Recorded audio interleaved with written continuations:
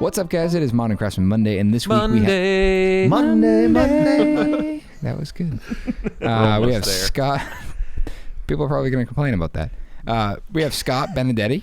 He is a former pro soccer player turned home builder over in Vancouver, Washington, and we talk about his custom home building business and diversification again, in the market, in the path as the path. No, what am I trying to say? We didn't really get into that much, and it's a kind of a quick little section of the podcast, but when we kind of speak to diversification, it's not necessarily, it's within industry, but not. He didn't want to reinvest within the industry that he kind of is now and the way that his business is set up. So he kind of channeled that money into a few ventures that are somewhat related, but not hand in hand. That's what you were trying to say, I think. Exactly. I don't even know what I was trying to say. Yeah, and don't be turned off that he's not from the industry, like he didn't grow up in it, and he had a different life before he came to this. He's a cool dude with a great product and has a great idea. Did he grow up in this? Oh, dun dun dun. Cue the banjo. Scott, Johnny Scott. Nice to meet you. What's going on, dude? Oh, just rolling out here on the Pacific time zone. It's like you're out in the open water. Is it Wild West. Is it 3 o'clock? 3 o'clock, yeah. 6 o'clock here. So I got one of those phone calls that someone's like, "Hey, where are you?" And I was like, "We just finished that house," and the client's like, "I dream every night that the house is going to burn down now that we're done." And I'm like, "Bro, that's not a dream. It's a nightmare."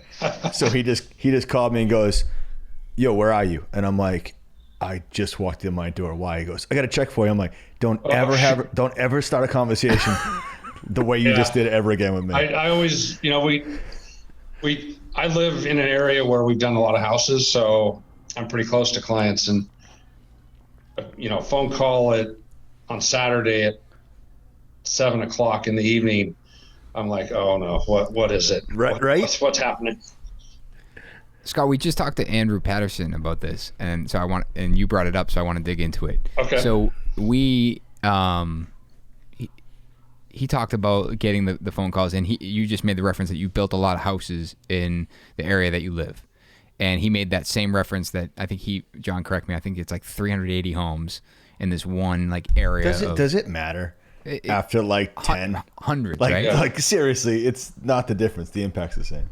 But he's like, I can't go to the grocery store without seeing someone I built a house for. And I don't want to be the guy that they texted at 7 p.m. and I swing by the grocery store and they're in the and aisle. You're looking at the text. Yeah. You're and actually it's like looking at the ignoring text, it.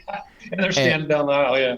And I made I run into that a little bit because I've built probably 30 or 40 houses within a mile of my house. Wow. And my house is on the river, and I built 5 houses for people above me. So when they look down, they can see my house. And, in my mind, I'm like, oh, I roll in pretty late most of the time from work, and I'm up early working out in our gym or what have you. So they can see that I'm not just slacking off. But it's in my mind that at some point, do I really want to live by 40 clients that are within a mile? And, by and large, it's fine. They'll call on a Sunday, hey, and I'll just walk over or drive down half a mile and fix whatever it is. So it's not that big a deal, but it is, something that I think about in the future at some point of how many of these people do I want living next to me? Is that like, I feel like this conversation is a little bit like celebrity. Like celebrities complain about being noticed and not having their privacy, but isn't that part of some of the success of you being able to build 30 to 40 homes in a great area to make your commute very short? Isn't this a small price to pay? Oh no, for sure. Without a doubt. We do custom homes, high-end custom homes, and typically you'd be driving in our area 30 to 45 to an hour and visiting these homes. And I literally can get in my car and see 6 projects we have going on within 2 minutes. They're within a mile of my house. So it's it's great, but at the same time, you know, I'm always conscious of, you know, showing new clients, because we use my house as a model house. Sometimes we had a couple other houses we used, a couple bachelors, and we would go, hey, we got a client. It's 1 o'clock. We want to show them the house. Oh yeah, come on by 2 o'clock, no problem. So we take them over there.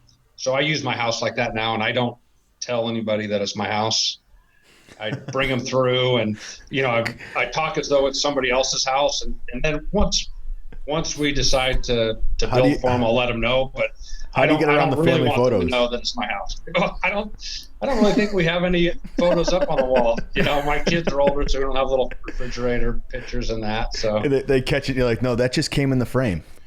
I used to be a model. I set it up for the walk. Oh yeah. I mean, Scott, it's great to be able to do that. It helps me on the custom side, because most of the time, custom builders don't have that ability to. A production guy, I'll come to our model home. For me, somebody can call, hey, it's Tuesday at 2. We like your work. We have a lot. We really want to get going. And I'll just go, hey, you want to come by in an hour and a half? I got a house you can see. It's similar style to what you want. I can take them through my house. And so it takes, I feel the clients are more than happy to do it, to allow me to take them through their houses. But at times I feel that it's not fair to them sometimes, although they had done it to other clients, to say, hey, I'd probably give them a day or two in advance, but to bring people through it, for us, it's not that big a deal. Well, it's you know, it's squeezing all the juice out of it, right? It's like, how many times are you going to ask me to use exactly. my house? It's like you're counting down on one hand. It's like, oh, I use that one.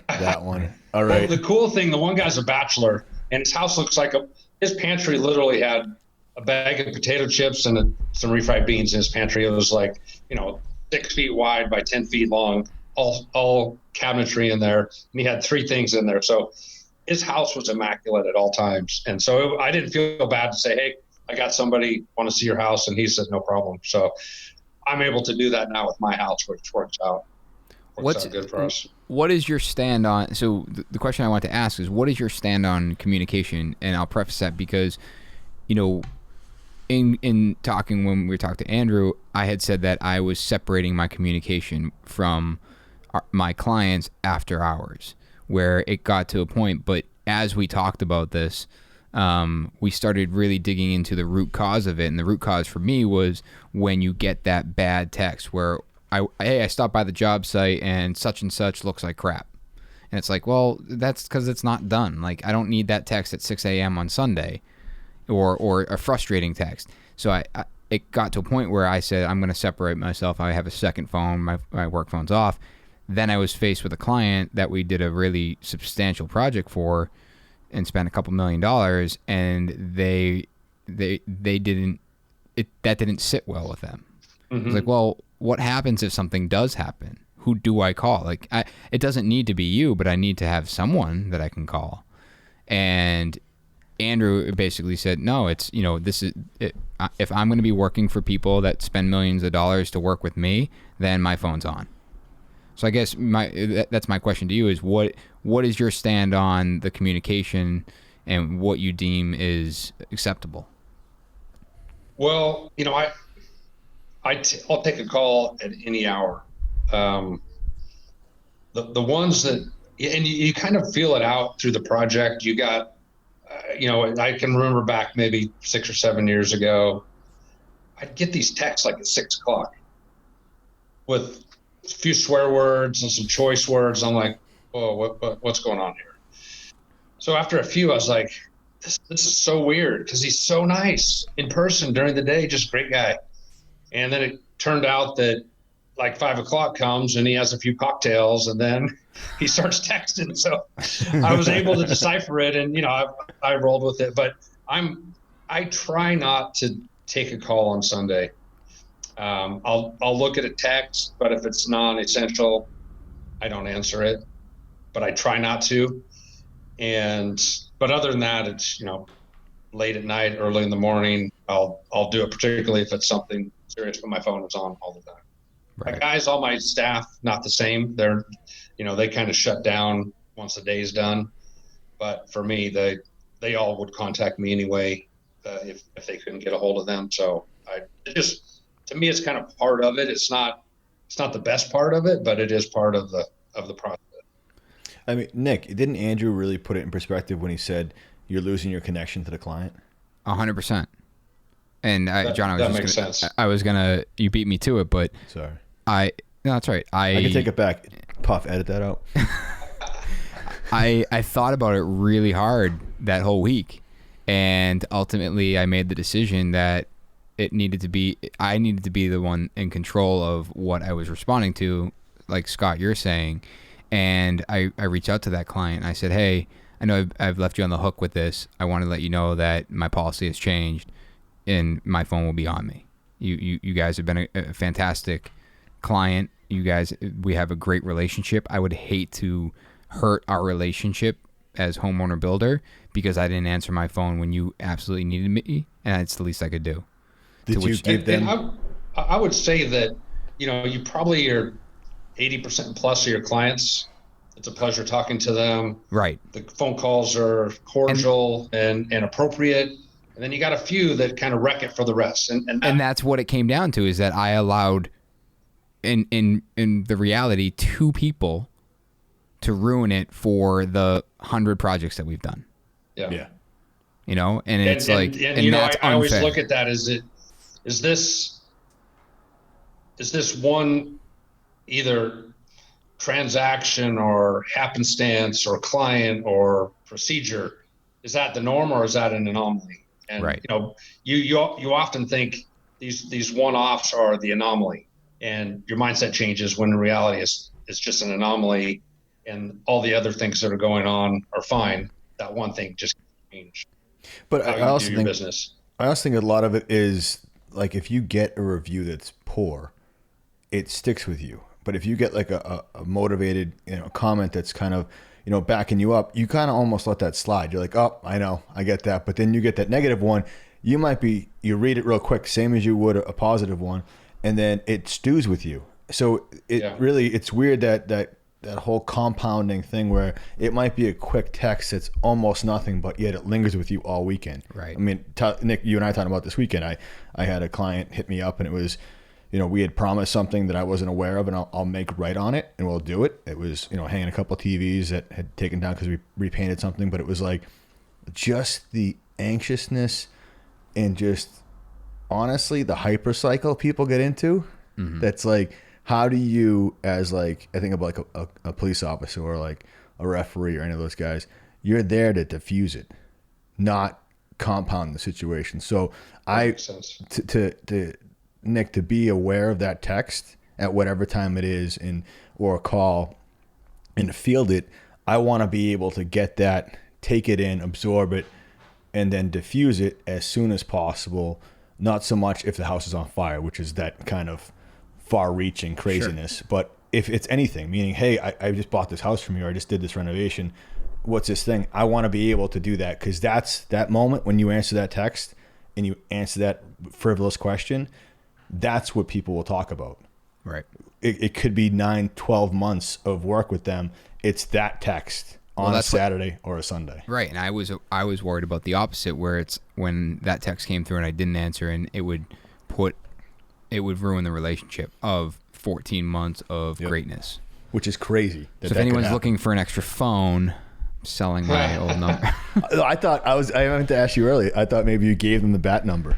Like, hey, here's a black phone. No, because then we're adding confusion. I was like, you know what? Ultimately, it's a self-control thing. If I can't, I just need to have more self-control, and I did it because I was trying to physically create separation. But I also think it's checks and balances between like your team. Mm-hmm. Like on Friday, like what's happening? Like on a new house, when we're charging up the water lines, we don't leave them active all weekend when no one's there. Like just in case. Like we just did our roughs over in Cohasset, and the plumber and I, new plumber to me, and I was like, so like without stepping on his toes, I'm like, so what's your policy on a new house, new plumbing, the straight before roughs when you test everything? He goes, I shut it off every night. I'm like, perfect, high five, we're on the same page, elbow bump, whatever we're doing now. And I said, just want to make sure, because like we're both wandering around the house waiting for leaks, and like someone left the tub filler on that we hadn't touched the master, and like I'm sprinting up the stairs because I hear this trickle. But but like if you left it on all weekend, you've left yourself open for that text or even that lingering mind, right? Usage where you're using your capacity. Like, could it leak? Is it leaking? If I wake up right now and go, do you think the basement's half full of water or totally full? Like, well, so we do, I would say 90+% new construction.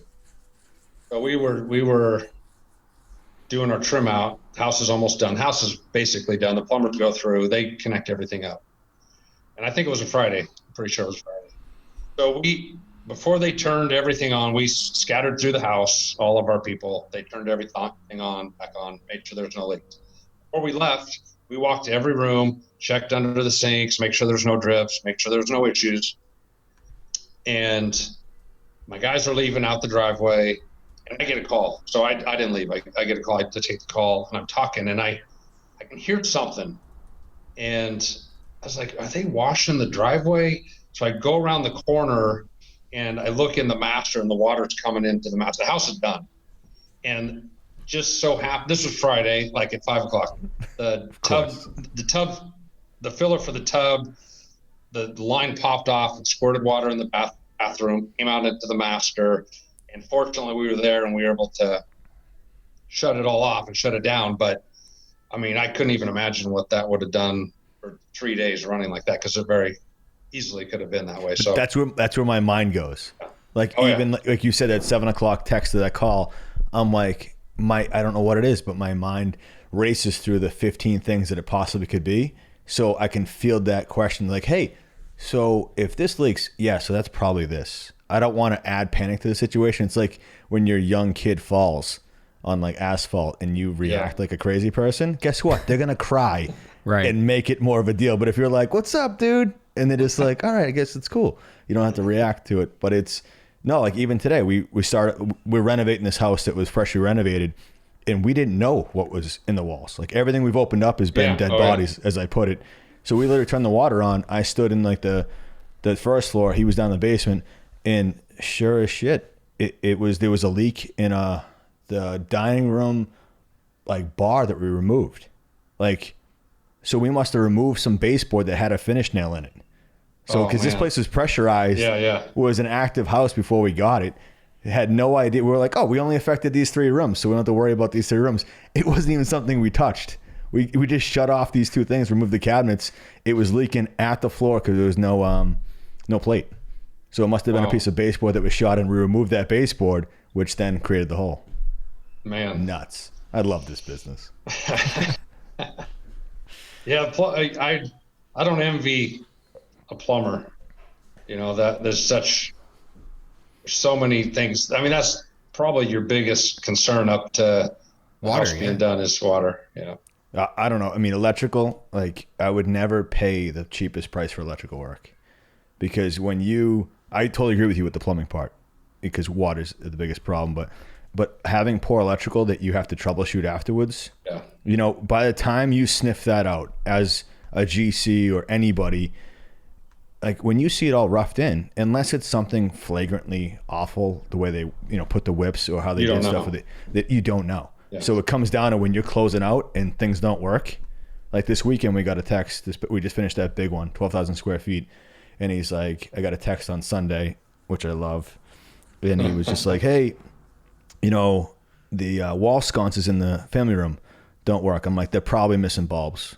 It's like, I already tried everything. Like I try and go through the house. And he's like, the fan in the master won't work. I'm like, God, it's on a switch. Should be fine. I get there Monday with an electrician, kind of walk through those things. So that's the other part is I don't let it linger. Like I then texted my electrician and was like, hey, Monday morning, 7:30, we got to be there. I want to nip both these items that are in the butt and go through every room to make sure. Master fan was on its own remote. It was literally just a remote that was in the drawer. Done. And the other one was a GFI that tripped, which was weird. That was killing part of the room. So we had to investigate that a little bit and do that. But it was like, it's not so much avoiding it. I think this business can be scary when you avoid things, whether it's your books, your insurance policies, how, checking. I say insurance because like if you wait till the end of the year to see what your premium is based on what your gross revenue was, like you can get whacked. But why not check that quarterly? But ignoring that, ignoring a client, ignoring any of that stuff only compounds it from what I've seen and dealt with. Yeah.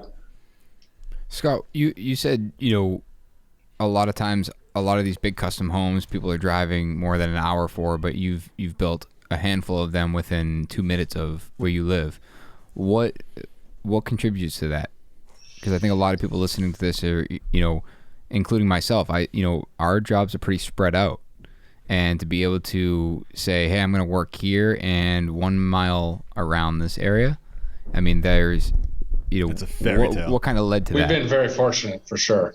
Sure. I've lived in this area for quite some time, and I've jogged up and down this road thousands of times, so I know every piece of property that's available, that comes available. I was going to say, it's somebody might want to sell.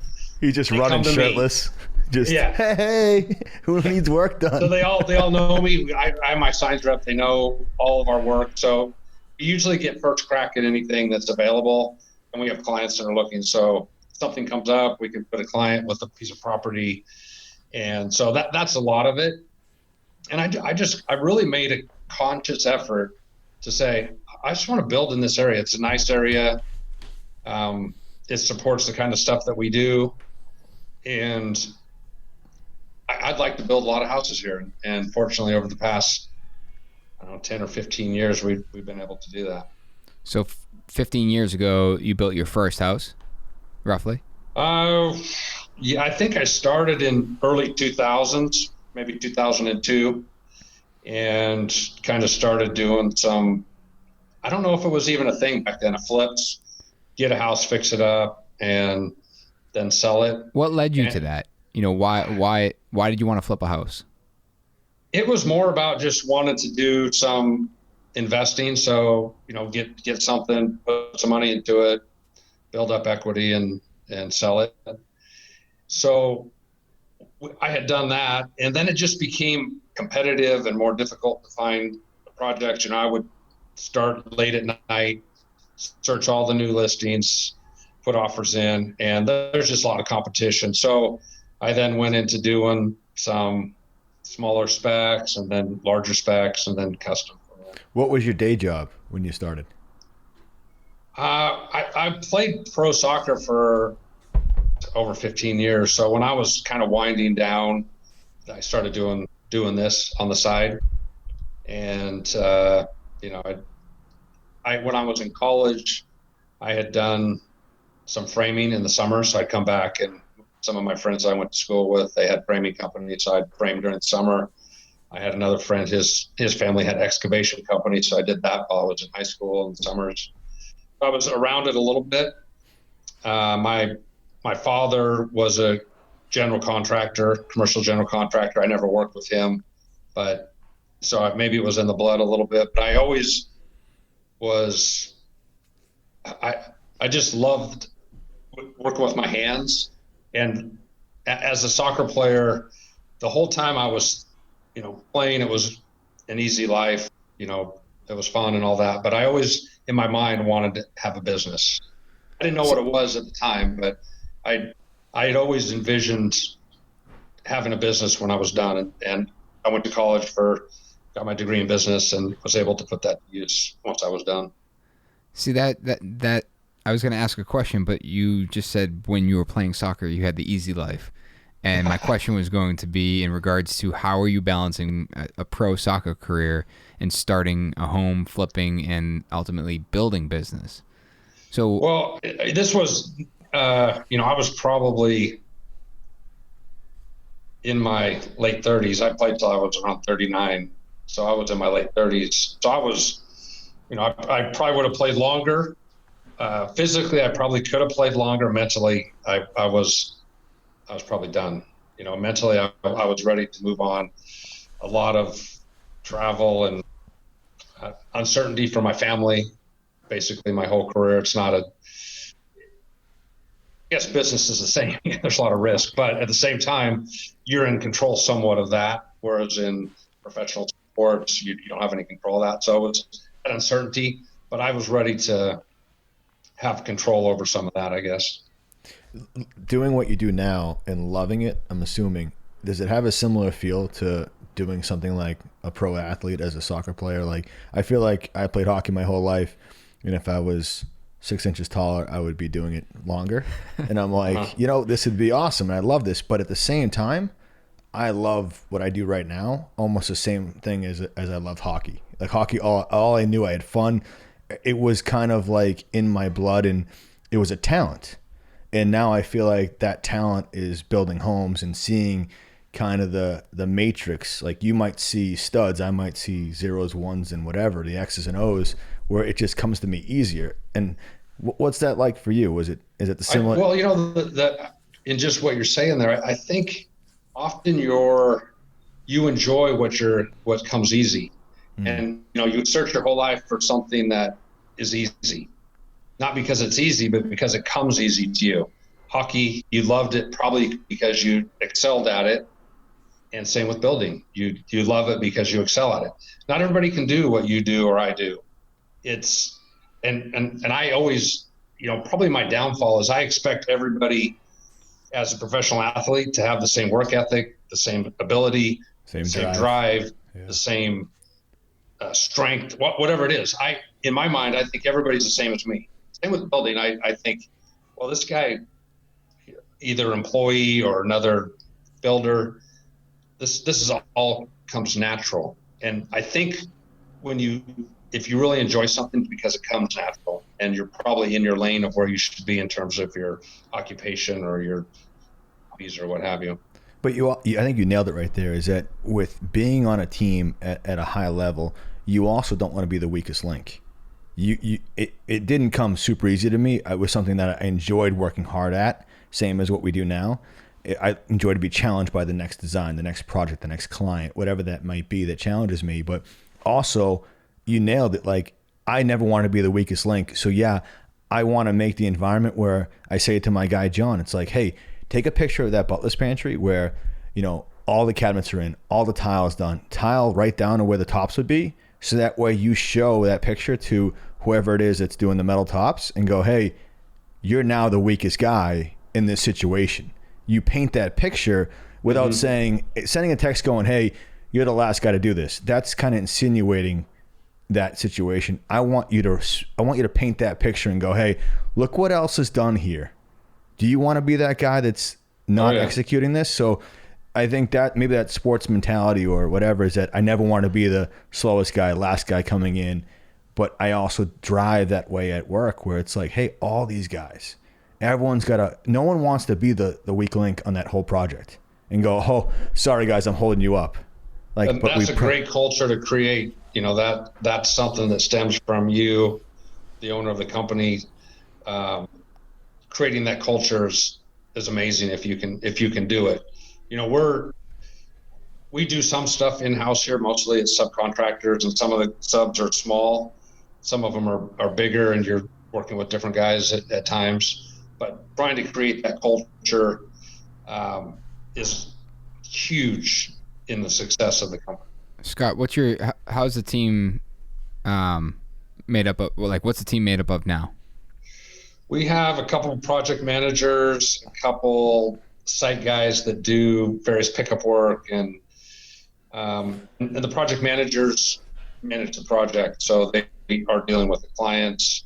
And then I'm kind of always available to all the clients for questions, and I somehow am able to, there's a lot of stuff going on, a lot of projects, and we have commercial projects and residential and future projects and our business stuff that goes on a daily basis. So I'm able to juggle all those things and know what's going on in all areas at the scale that we are right now.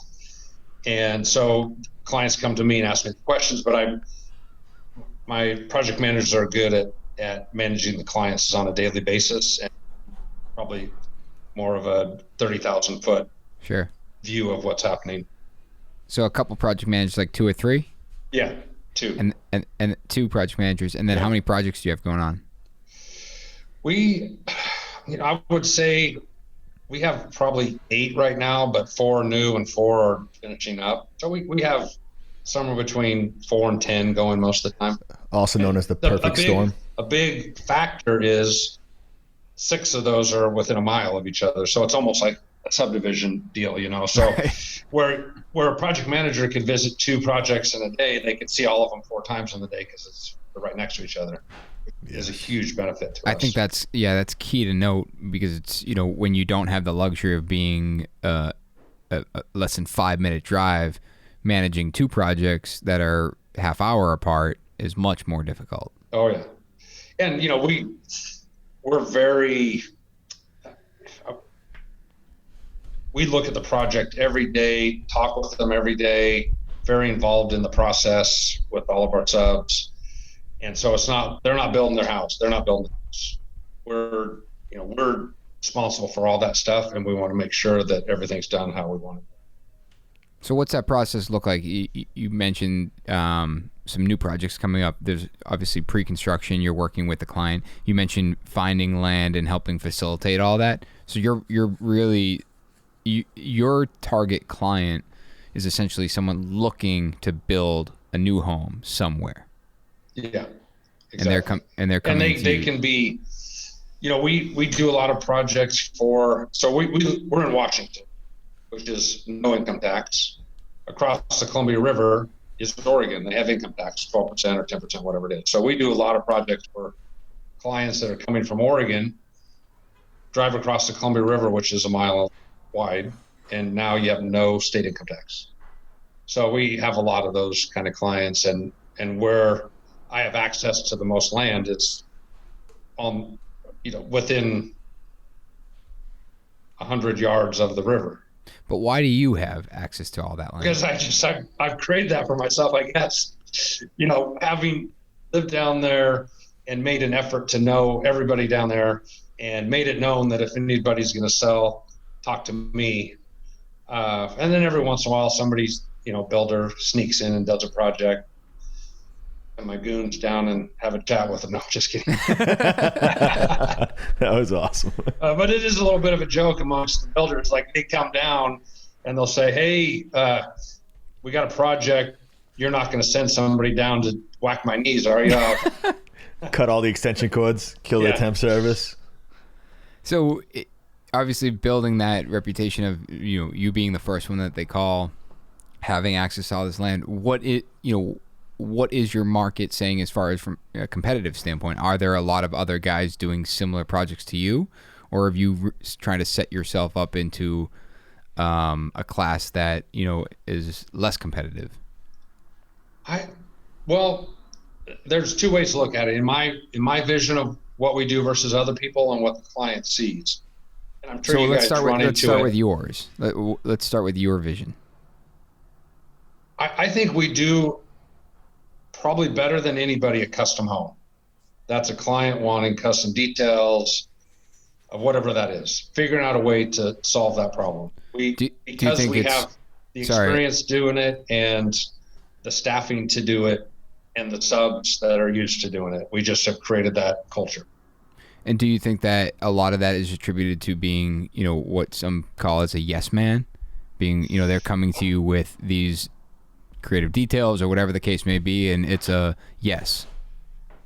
I think that is, just thinking in my mind right now, I always look at it like every project has 3 or 4 things that you can't get at Home Depot, which means something that doesn't exist, and somehow we have to figure out how to make that happen. Mm-hmm. And I'm sure you guys experience that too. And with the internet, it's great, but it's also difficult because they see all these cool things and they want it, and somehow you have to create that. So every project has those, and we're able to do it very well. I think we can accomplish those, problem solve or figure out the solution to make in their budget or within their scope of work, able to do that. And it just takes experience and an eye and the passion to, why we don't do production houses, because you're just building a widget. And we don't do it because I know we would not do a good job at it. It's just not something that's, you'd overbuild it. Yeah. You do a good job. You'd overbuild it, and you wouldn't get your money back. I know that. So we don't even do it. We don't even entertain it. If somebody comes and says, "Oh, we really want you to do the house, and we have this budget," and I'm just honest and say, "Look, we can't do it. We have a way of doing stuff, and we can't cut the corners to get to that number. But here's some guys that probably could maybe get that for you." But there's nothing wrong with that. Yeah, I just have the same. We talked about this in the last podcast. Like, I have a potential lead that hit me up and was like, "Hey, my budget is $500,000 for a new house," and it's like, in the back of my head, I want to be like you and go, "Yep, not happening." The smallest house, my number just adds up to 900,000. Whatever it is, 3,600 square feet. But in the back of my head, I don't know if you know Jason, Black from Artists and Signature Homes, but he'll have a house. We've walked them, and he turns them around. I mean, the land is cheaper out there, but their sale price at an entry level is like $675. And I'm like, Nick, we've talked about this. It's like, how do I give this family? Because if I say no to them, what are their options? Yeah. That's like me being in a lifeboat and going, "We're full. Just deal with the open ocean and sharks." Oh, yeah. How do I feel you always bad. go to the extreme. I know, but I'm trying to drive home a point. But it's, we get a lot of these calls. I just had one today, actually. I met with the lady. It's in our hood. Lots in our hood. I met with her. And she had somebody else draw the plans up. And somebody else, I told her what it was going to be. How much about a house would cost, a custom house. She had the plans drawn up. She just sent them over to me because the guy that she had draw them up and bid them out, another builder, said it was going to be $50 more a square foot than what I had, without seeing a plan or nothing. I just said, "Here's what our normal cost per square foot is for houses." And that was more than she wanted to spend. So this guy said what she wanted to hear. They designed the house. It's fully designed, engineered, ready to go. And then the number came back $50 more than what I had told her. And I looked at the plans today, if she sent them to me, and it's probably $150 more than I had told her based on the plans they drew. And, there's nothing I can do. I can't modify the window schedule, the foundation, the retaining walls. It's all fixed price. It's all set. You can't change that. Change the fixtures and all that, but that is just such a small drop in the bucket of what the cost of the house is. I found that the way I've described it is you can't, what's the word I'm looking for? I had it and I lost it. It's, you can't dilute quality. Like when it comes down to it, like everything you said, the only options is to dilute the quality. It's like, do we go overlay cabinets with box cabinets? And do we do vinyl windows instead of what we normally do with Marvin? And at that point, is it one of our projects? And you have to ask yourself, and why we don't do it is because I would be bad at it. I already know that. And I know that if you take a production builder, they build a great production home. They just crank them out. Yeah. I would struggle to do that with how I'm set up. But there is no way that they could build a custom home, an actual custom home. They're not set up. They have one project manager that he does 26 houses at a time. And there's no way they could do what we do. There's no way we could do what they do either at the moment. So I don't even entertain those because it's just, they have an expectation, the client, and I have an expectation, and they're not close enough together. I don't want to turn away work at all, but I just know what they're looking for. We can't deliver. Yeah. I feel like production homes, they target closings. You target execution. Yeah. I feel like we interviewed a guy a couple years ago who seemed like a great fit for us. He was working for a production builder, and he just said we had to hit like 7 closings this month. And I was like, that's not a builder. Yeah. That's not what the essence essence You're just building a widget, really. Yeah, it's a box, and you're just trying to put it together as fast as you can and move to the next one. That is it's a recipe for disaster and callbacks, but I guess they manage it differently. We have a talk tomorrow. They have a different system in place, and they expect that as part of their process. But when we're talking to clients, they're talking to me, which is a custom builder. They're talking to another guy that calls himself a custom builder that is not really a custom builder. And then they're talking to a so-called production guy. And they don't always see the difference between all three of those builders.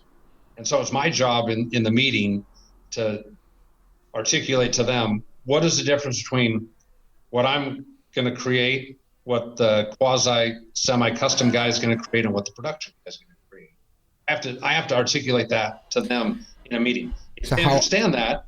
How are you articulating that? What's that? How are you articulating that? I described some of the things, basically just laid out. You've seen all of our projects that we do. That's typically what we do. And if you want similar stuff to that, we're the right guy. If you're looking at a cost per square foot, that's your motivation, then find somebody else that is going to work on a cost per square foot number, because they're geared for that. We're geared for building a custom home for a client that wants custom stuff. Right. Or what they want. They want what they want, and that's what we're delivering. The other ones are asking about a square foot number. That's their motivation, and that's typically they're not going to build a custom house. They'll build a semi-custom or a production house. How often are you hearing resale value? Like what's good for resale? How often are you getting asked that question across what you guys do? I mean, it's a conversation. It's not typically a driving force to their decision making. There's probably 2 or 3 items in there that they talk about, and that's fine if that's their motivation. But it's really, why do you want to add a 4th bedroom for resale? You're never going to use it, and does it really make a difference in resale? We don't know. The realtors will tell you what the resale is, but you don't really know until you sell it. Yeah, I feel like clients, you can. Like I always say to my guys, use me as being like the evil person. Like, hey, Johnny's all over me about this. I feel like clients are comfortable, instead of saying, hey, should I value this? Like being open, they'll go, hey, do you think the market needs this? Like if I were to sell this in 10, 15 years, does this work? And I'm like, it's almost, they're just opening that conversation as the starting point.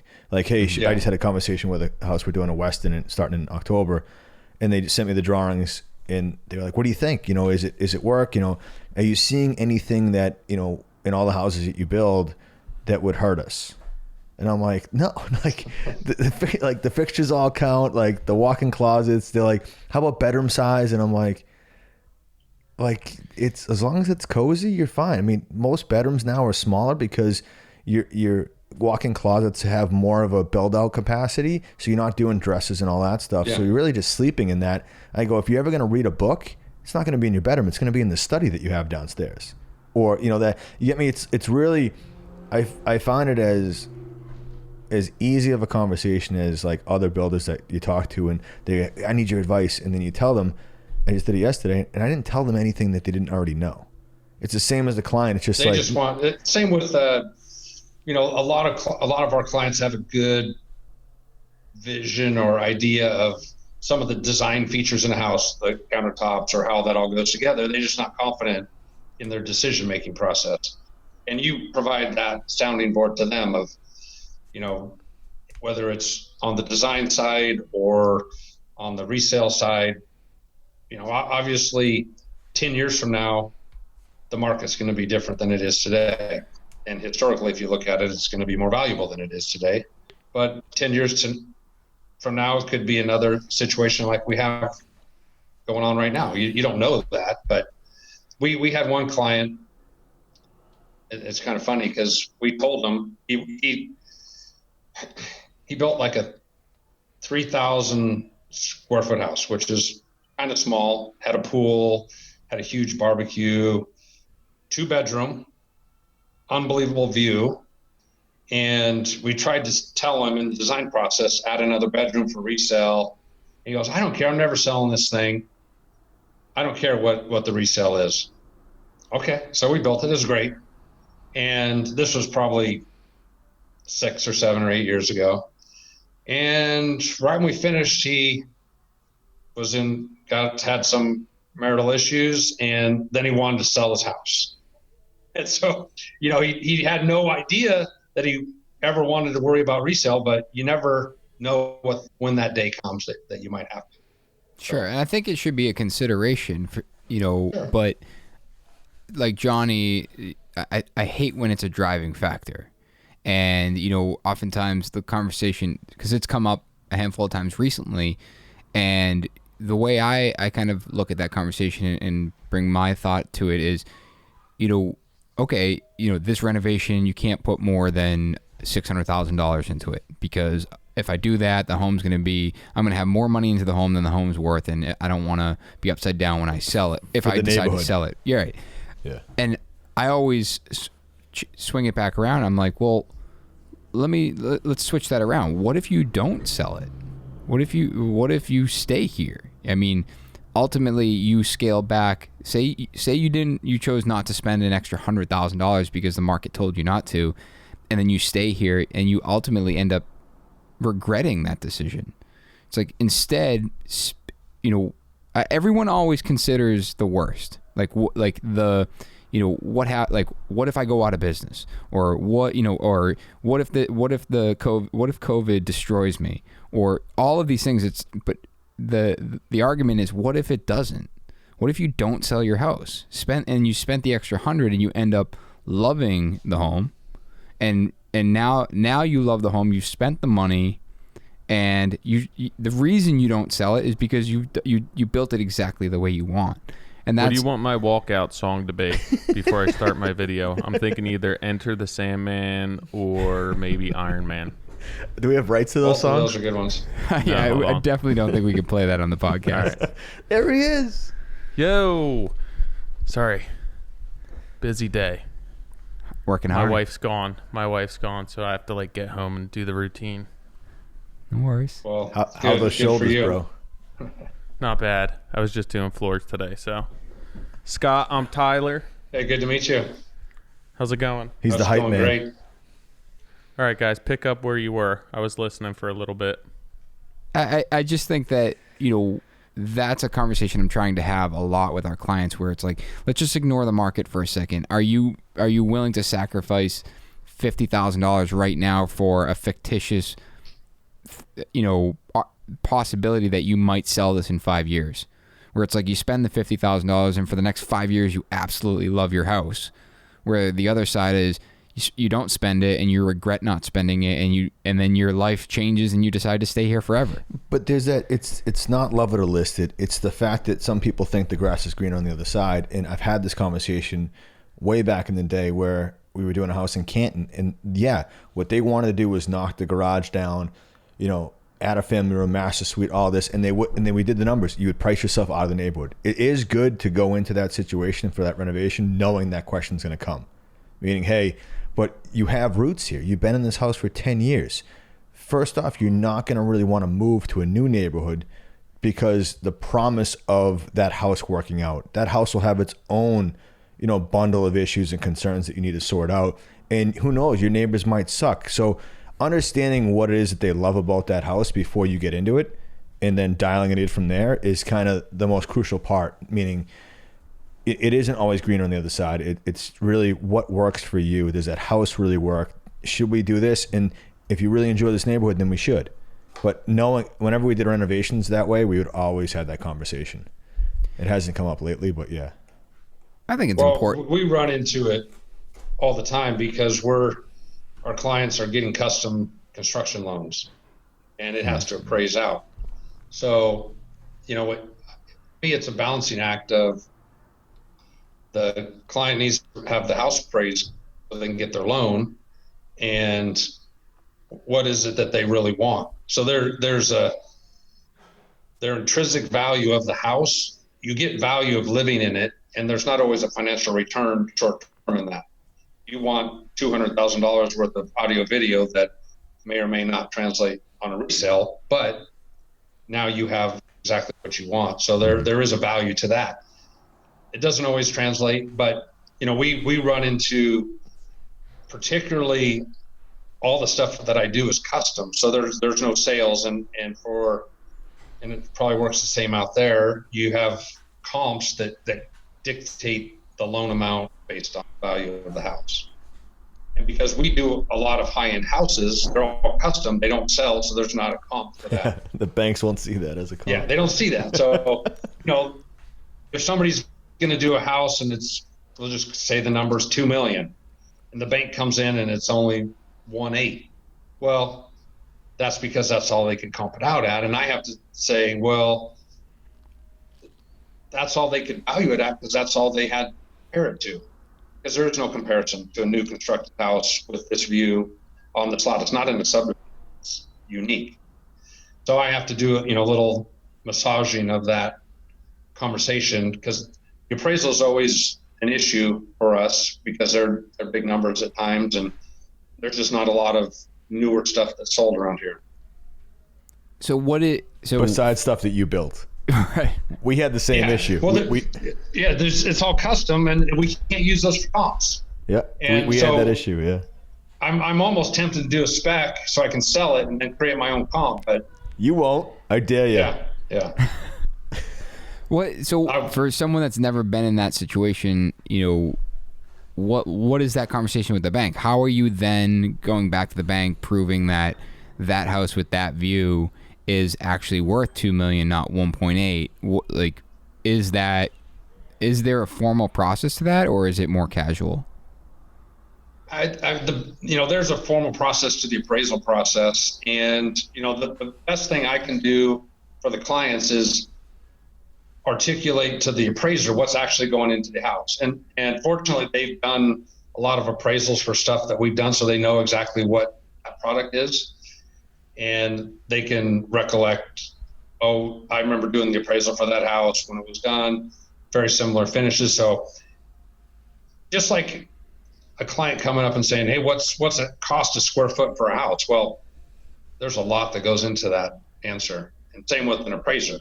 You have a house of 4,000 square feet. Is it $100 a square foot, $200, $300, $400? Depends on what it goes into. And so you have to be able to articulate that to the appraiser so that he can search out the comps that work to make the loan work. And a lot of times they just don't know. No, they don't. They have no idea. We run into this issue of, hey, well, the house costs $2 million, but they're only appraising at 1.8, so we're overbuilding. And then I say something like, well, what if it was 2.2? Would you feel better if he appraised it at 2.2 and it costs 2? It doesn't really matter until you actually sell it, because today it's just numbers. 1.8, 2, 2.2. That number really doesn't matter until the day you sell, and then it's really important. But today it does not matter.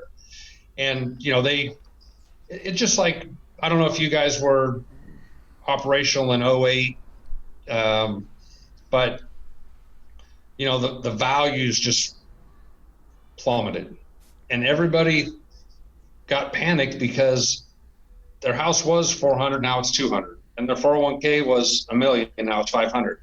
Well, none of that stuff really matters unless you're going to sell it. But psychologically, they're panicked. Right. And, that's what the clients are seeing is, well, I'm overpaying for this house at $2 million. It's only worth 1.8. Well, that 1.8 number is an arbitrary number. It's not actually factual number. In a commercial project, you can get a factual number because they base it on what your income is. And so that's an actual number. But in residential, unless it's in a subdivision and you have 3 other houses that are exactly the same, it's very difficult to assess the value to a home. I think that's really important to note. You keep saying that that number means nothing unless you're selling, and in being in the custom world and you're building custom homes, as the client, to base your decision, even in the renovation world, it's like you're basing this on comps. What if that renovation puts you above the comp? You create the new comp. Exactly. You go to sell that custom home, you're creating that new comp. And having that fictitious mindset, it's like anything. It's like you buy something, and when it's not worth what it used to be, it's like you said, psychological. It's like, man, the this, you know, psychological component is just, that's what always amazes me. You got guys that are 40 years old and their 401k went down over the past month, and all of a sudden they don't want to do anything because they're poor. Well, really, they're no different because they can't touch the money for another 20 years. Why does it matter? Right. It wasn't it's like almost cash. better if it's down so you can keep adding to it. But just the psychology, you know, you're, as a builder, you're therapist, you're part psychologist, you're part financial guy, you're part paper guy. You know, you have all these different facets to what you do, but a big part of it is psychologist. What's your market like out there? What is the average range for these homes? I would say the stuff that we do is, if they were going to be resold with the land and everything, probably on the low end of 2 up to 7 million or so. You had where me, are you? I know you probably Is that good or bad? I don't know. Where jumped like a mile. Where are you based out of? We're in Washington, Vancouver, Washington, which is right next to Portland, Oregon. Low end 2. I was like 2 to 5. No, just 2 to 7. That's a for good us, range. low meaning, That's a hell of a like the lots here are, the view lots that we do are 500. You really don't find much less than 350 for a lot in a subdivision. So land's, at least for us, is marginally expensive. It's not bad. What in from an aesthetic standpoint, what are you traditionally, because I'm looking at your website, there's a lot of modern on here. Is that traditionally what you guys are building, or what that market out there calls for? I would say we probably do about 60% modern, and mainly because we've been able to do some nice projects, and so if somebody wants a nice modern house, they come to us. But we do European and traditional craftsman, prairie style, all styles really. But we seem to do right now, kind of the market is 60-70% more on the modern side. And you're saying a lot of them are transplanting from Oregon, right? Yeah, I would say we probably, or Oregon or other states. We have people from California, but there's a lot of transplants coming in. There's, the income tax component is really valuable to people from California or even from Oregon. And I wanted to dig in. So on your website, you have the process kind of outlined, and on the bottom, you talk about the open book policy, which I think a lot of us talk about through transparency and cost plus. But you referenced earlier that you said something about a fixed cost, and I think that was in reference to dealing with a bank. So the bank is going to, they'll give you an assessed value, and so typically that would just mean more capital outlay initially. Sure. So instead of putting 200,000 down, you put 400,000 or whatever that number is. That's really the difference on the appraisal. So it just causes the homeowner to put more upfront money. And I'm assuming that you're working through that process. Number 4 is listed as budget. You're working with the client to basically develop that in pre-construction. Yeah, so and I'm sure you guys run into it as well, but we have a very, on our, at least I would say probably 75% of the stuff that we have are plans designed by a designer, not an architect. And so they're pretty primitive. There's not a lot of detail. And so we're trying to extrapolate from a very simplistic plan, a budget, and knowing they've walked through some houses, generally what they're going to want. Most of our clients are kind of wanting stuff in a similar scope, so we can put something together that is close. And some of it is actual selections that they make. Some of it is assumptions of what they're going to want. And so we come up with the working budget for them. So when you say designed by a designer, so you're not getting a lot of detail in them, what's the next move there? Are you then bringing in an architect to fulfill the further details, or are you guys working on that in the field kind of live? In the field, we do that. And, is that your preference? When I'm saying the detail, meaning the cladding component, what is it? What's the color? a lot of architects will spec out the lighting layout or what cladding is going to be used. They'll even do the finishes inside the house. They'll do the cabinet drawings, and we have our cabinet guy do that, and we do in-house or work with designers for all those other details.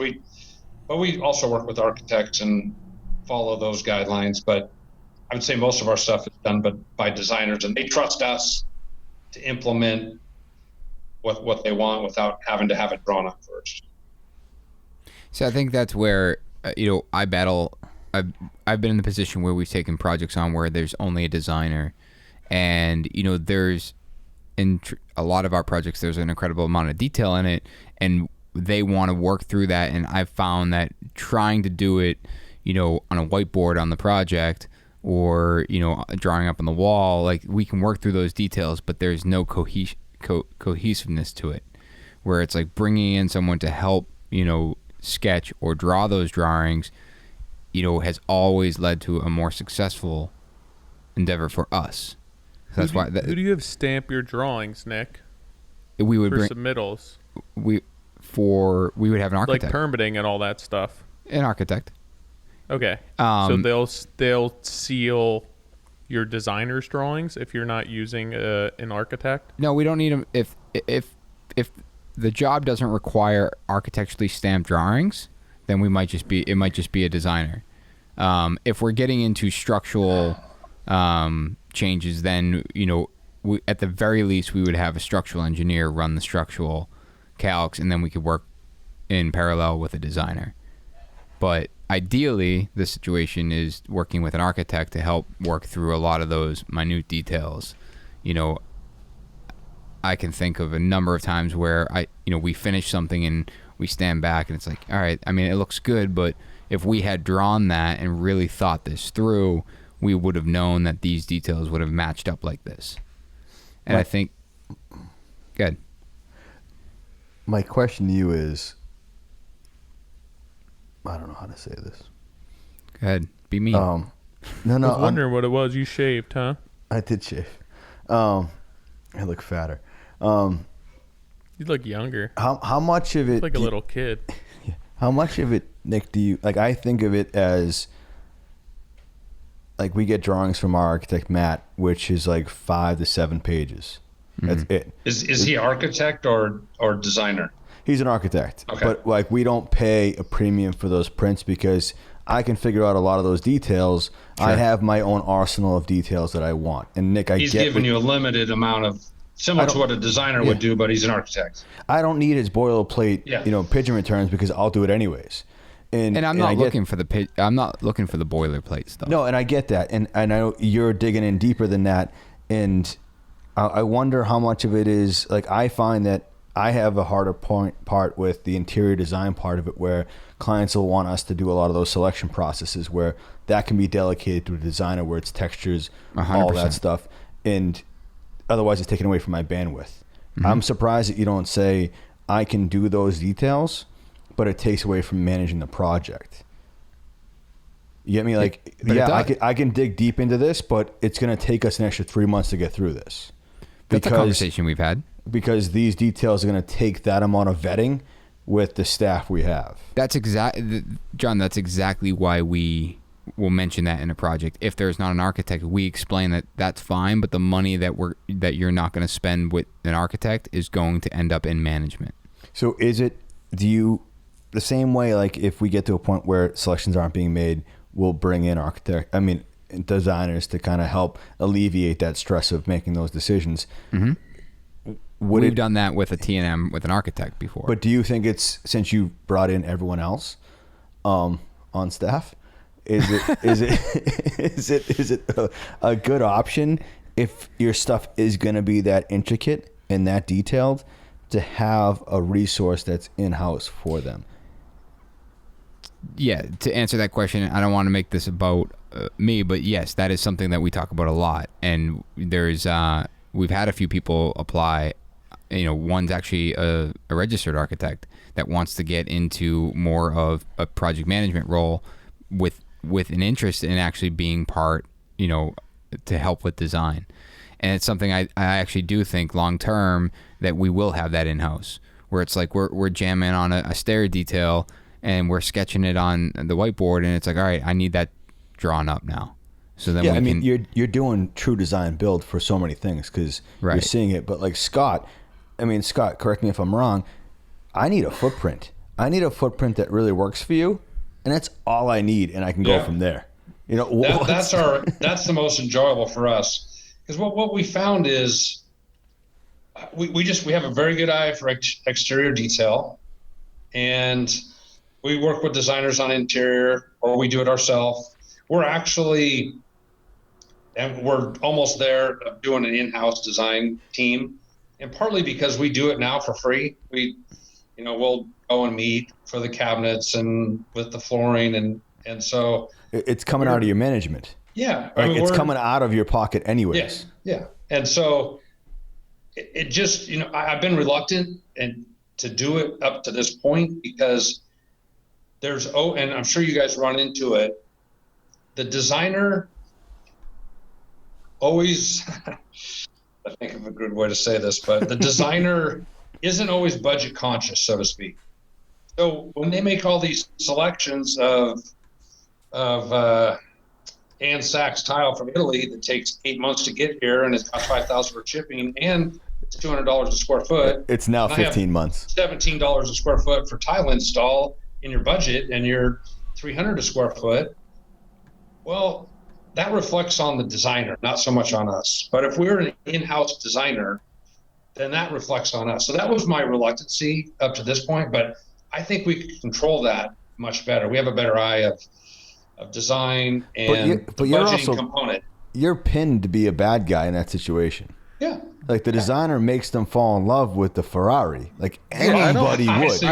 I still don't feel like that much of the accountability goes to the designer. I feel like it's still on the builder. 100%. Even if you have an outside designer. I don't look at it that way because I'm able to spin it that, the stuff that we spec out is nice, but we don't spec out we just ran into it. It was $150 a square foot for the tile in the powder room that I didn't have tile on the wall. It was like $5,000 for shipping, and it was like 3 times the install cost. Is the designer somebody who you're hiring or the customer?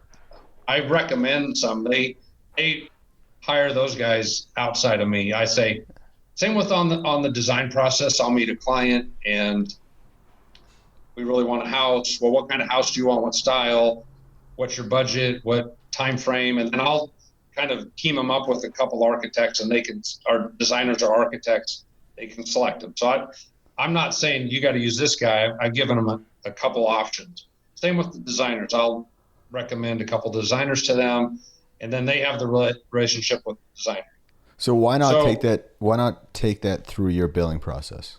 That's why we've kind of made an effort to do that in-house, because we were doing, even with the designer involved, because this is how it goes. The designer picks out the Ann Sachs tile from Italy. It's 8 months out. We're trying to build the house in 8 months, so that's not going to work. You have no budget for wall tile and the powder, and so then we have to come up with an alternative solution for that. Something looks close. The client doesn't know if it's Ann Sachs or some other manufacturer. The designer recommends it, they like it, and they say, let's go. So I think because we were doing a lot of that anyway, of either working with the designer and fine-tuning their design or actually doing the design ourselves, I think we could control the budget better that way. Yeah, and I think that the communication's a little bit easier. If you're handing that off to a designer, you're basically allowing them to run with it. Yeah. And then it's circling back after all of these decisions are made, and one decision affects the other decision, affects the paint color, the vanity, the selections, and it's like, well, we can't afford this tile now. Now we have to redesign the entire bathroom. No, and the designer's charging for that as well. That's the biggest thing, is that a lot of clients get stuck into going, I already paid X amount of dollars to get to this point.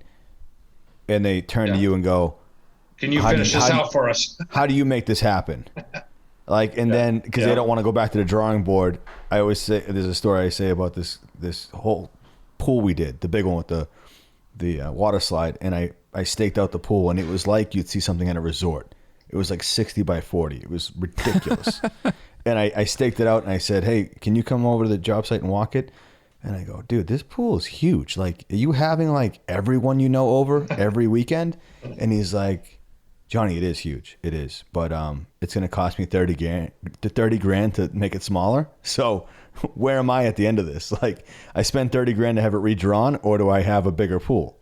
And it's that's that one phrase stuck with me forever is, how do we not get a client into a predicament where they're paying more money for design than actual execution that they're going to live in? And that's the trickiest part. That's why, Nick, I asked you if you would control the architecture part, because you are right now. And Scott, I asked if you were going to bring it in-house, because I find that if I bring in architecture, even Matt Sargent, my guy, I'm watching his hours. I don't want to watch people's hours. And be like, oh, you're getting to the bottom of the barrel on Matt's time, but you have to still sort out X, Y, Z. Dude, let that be Matt's problem to figure out. How do you get there and have that conversation? I got enough stuff to fry where it's a fine line of delegation, but also control, like everything, I guess. And it falls back to having in-house. I thought about that because I usually sit in on the meetings for when the clients are getting the plans drawn up and, put in my 2 cents for value engineering and what have you. I think in-house we could design it. We could design the houses ourselves.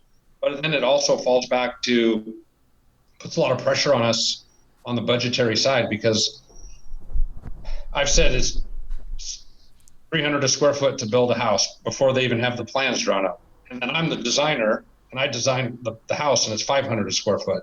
Well, now right. I'm not only did I give him a bad number as the builder, but I've designed a house that's not buildable for that number. So it poses a little bit of risk on my side with regards to that. So I feel like if you can't do that, how can we expect a designer to do that when they're not building it? If you can't nail that, and that's what we do every day, to put that in somebody else's hands who truly doesn't know the cost of doing things, I think that best case scenario is that you're trying to sort out this budget, and then there's somebody who's either in-house or right next to you, where it's like, okay, you're going to make tile selections. Here's what's in our budget per square foot cost. Now, like, this is what you can base your numbers and your selections on. And then the customer at that point, if they see something that's more expensive, they can choose if they want to pay the upgrade or if they don't. Yeah, I feel like in either event, we are the bumpers on a bowling alley, keeping people out of the gutter, no matter which scenario. No, that makes sense.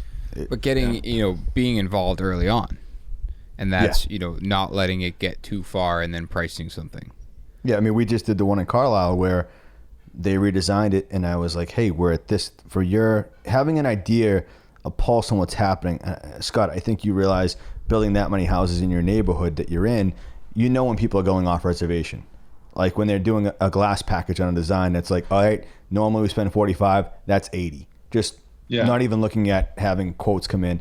But like, we drew that house, and then same thing. I sat in on the Zoom meetings and whatever else for design, and I was like, I kept being the guy at the meeting raising my hand for people that can't see, is like, yo, that's a 5th fireplace. Like, we only had one in budget. Like, and I would do that. Well, the biggest thing that the clients run into, and because I sit in all these meetings, is they go into the whole process wanting a 3,000 square foot house.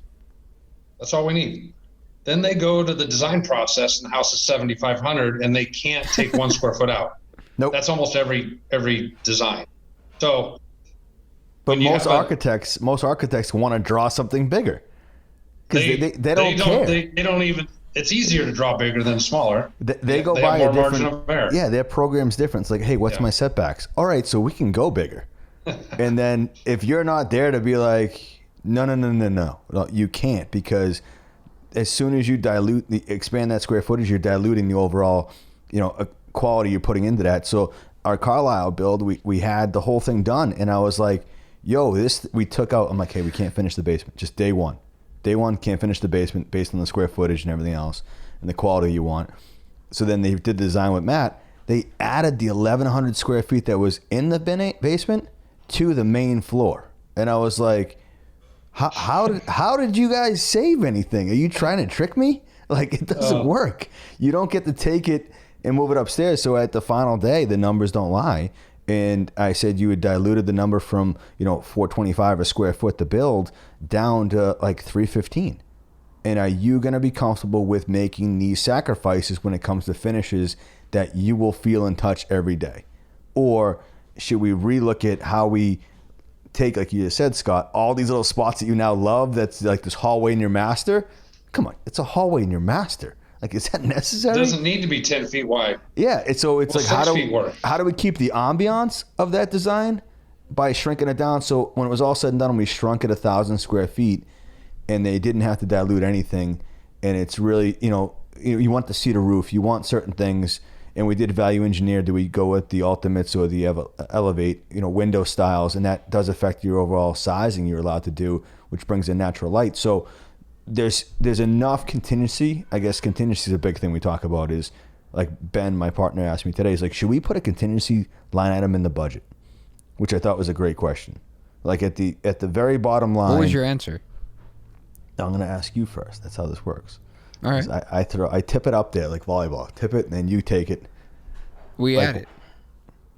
So we started adding it. How much? 10%.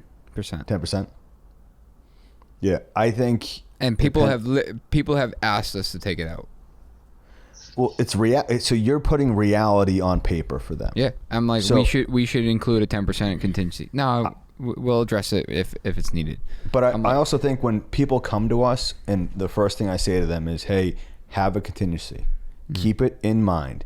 So you're putting that on them. As soon as you put, my answer to Ben was, as soon as the budget's $1.9 million and you put $50,000 in there for contingency, you're at $1.95 million. They will then assume $2 million. And that big jump to a bigger number might make the project a no-go. So it's really, I think contingency on that end. I think that's timing too, though. You don't come to the table with your first budget throwing 10% down. But it's reality. But it's a conversation. Do you bring the real schedule to the, like, do you go, hey, the way you guys, over the last 2 meetings, the way you guys make decisions and the way you talk, this is going to be a 14-month project instead of 9. Even though it is reality, are you that transparent and that forthcoming when you don't have the job? I would say that most people are not, and I'm not saying that we are. I'm saying, but what I am saying is that if you can find a way to communicate that delicately, then it will be a far more successful project. But I don't know if you need to put that on the budget. Is my point. I think understood. Understanding it's a matter of getting to that. When you don't have the job, no, you have to hit the points that they want. If you're not coming to the table with everything that they want, or at least an explanation as to why, if you want the job, you need to come to the table with what they want, and that but there's going to be a sliding scale on something, whether it's going to take longer, cost more, or scale back. You still have to deliver that, and then when it becomes your job, it's like, hey, just so you know, here is our realistic schedule. Like, this is what we realistically think, and it shouldn't be a surprise at that point, but it should be, you're not going in there worst case scenario saying, hey, based on the way you make decisions, this is 14 months. Well, I don't know if it's right or wrong, but just an observation is that I think most customers who are doing this already think that they need a contingency that they may not be disclosing to, when they tell you their budget, that a lot of times includes their contingency. And I think that's what John's getting at, is that, they're trying to give you a lower number and have money in the bank and hoping that they're doing that. And it would be better if they just said, hey, just so you know, my budget's X, but in my mind, I do have a contingency. Because I think you'll spend it. And I think everyone would. I think if you put it on paper, the way it's received is, I told them 1.9, but they already know I'm going to spend 1.5, which is then going to put me over 2 million. And that reality right there, even though you're being the most honest out of the situation, it's not what's going to be received at that point in time. And I think contingency, in my opinion, needs to be on the consumer's end. I think it needs to be addressed regardless. The customers I'm working for now, consciously discussed. Yeah, because we went through all the initial napkin budgeting and then design contract and then final pricing. And my final pricing was close to what our napkin budget was, but it was higher. The scope had changed. It was more involved. And their issue when we actually sat down and had a meeting regarding budgeting was that they had the assumption that they had to have X amount above my budget, for unforeseens that we were going to run into. And I had never done a good job of properly articulating that, like, I know it's I explained to them it's an old house, so we're going to run into things, but I didn't do a good job of explaining to them that I'm accounting for so much of that. So they had an issue with the final numbers because they thought it was going to be 10-15% above that. And it wasn't, because at that point, I had accounted for a lot of that stuff. So I think that I should have addressed it, at least explained to them better how I'm approaching the remodel and what's going into my numbers, right, rather than just not making mention of it. Because again, when they signed a contract, they were basically disclosed to me at that point that they thought, they were going to be spending however much above that was inevitable, because everyone told them it's more expensive after you sign a contract. Scott, do you deal with contingencies with the bank? Well, so there's a couple ways. In our budgeting process, we will, let me back up. We don't bid out any projects. So we meet with Mr. Homeowner. They have a piece of land they want us to build, and we get a commitment from them that we're going to build their house. And then we go through the process. So we don't get a set of plans and they're bidding it out against other builders. We just don't entertain that. Scott, what's that commitment? Is it just a handshake? No, just a handshake most of the time. I mean, I've really battled with putting a charge on it because it involves a lot of my time. Not my guys, it's me. I'm going to the meetings with the designers, the architects, meeting with the clients of all the stuff that they want. So there's a lot of upfront time for me. And every once in a while, they take all that and go have somebody else build it. And that's, it's frustrating, but I guess part of the cost of doing business for me. Do you do any marketing? Because I had this conversation with my architect today, and he chalks up that pre-con to his marketing. That's how he does it. He doesn't market anything. What do you mean? Like in the pre-con, you're marketing yourself to them? No, yeah, that's the budget you have for marketing. For that person to walk away. Oh, I see what you're saying. You're investing in your company and in your time. Well, it's just me, so it's not a line item that I have in a budget for my company, no. But I just know that I'll do this 10 times a year, and 2 people will not build with us because I will tell them what it's going to cost, and then they think that's too much, and then they have somebody else do it, and it's not the same house, or it costs that much or more. So, it's on me to sell it to them that here's why you don't want to bid out this project. That's on me. If you're wanting a square foot number, then bid it out. If you want a custom house, it's better to have a relationship with the builder that you can trust, that they can build the house that you want, that understands the labor force that's at play here in our market, that, all those things that come into play. That's on me to articulate that to them. And once they agree to that, then we'll go through the budgeting process, because the budgeting process works like this. They tell me all their wish lists. It comes back at some number, and that number is always too high. So then how do we reduce that? And I always put a contingency number in there of, probably 5%. And that one gets whacked. And then the landscape budget gets whacked. And then we get down to the number that they're comfortable with to go for the loan or what have you. And so it takes multiple revisions of that budget to get to the number that they're comfortable with. And I have to be comfortable that we can still build it. But almost in every case, they go back to the original budget. I mean, I could probably have 30 cases where it was, call it $2 million. We took out $100,000 to help their budget, and it was $2 million in the end. So it almost every time goes back to that number. So when we make it clear to them that when we take that contingency out, that it's something they will have to come up with during the project. I think that most people, once the build starts, are more willing to spend the money that they were kind of sitting on, especially if things are going well and they start seeing the quality of the build. I think that beforehand, you know, even if you've seen somebody's product, you're kind of signing up and paying a lot of money for something that's make-believe at that point. Yeah. And I think that you kind of have to earn their trust, and once you start and they see it and then they kind of see what it could be and what this much more money would do, I think that people are way more readily willing to spend that money that they didn't want to initially. I think so. And, you know, and this is why they always fall back to that original budget, is because they want certain stuff in their house. It's their house. They're going to live there and they want these things.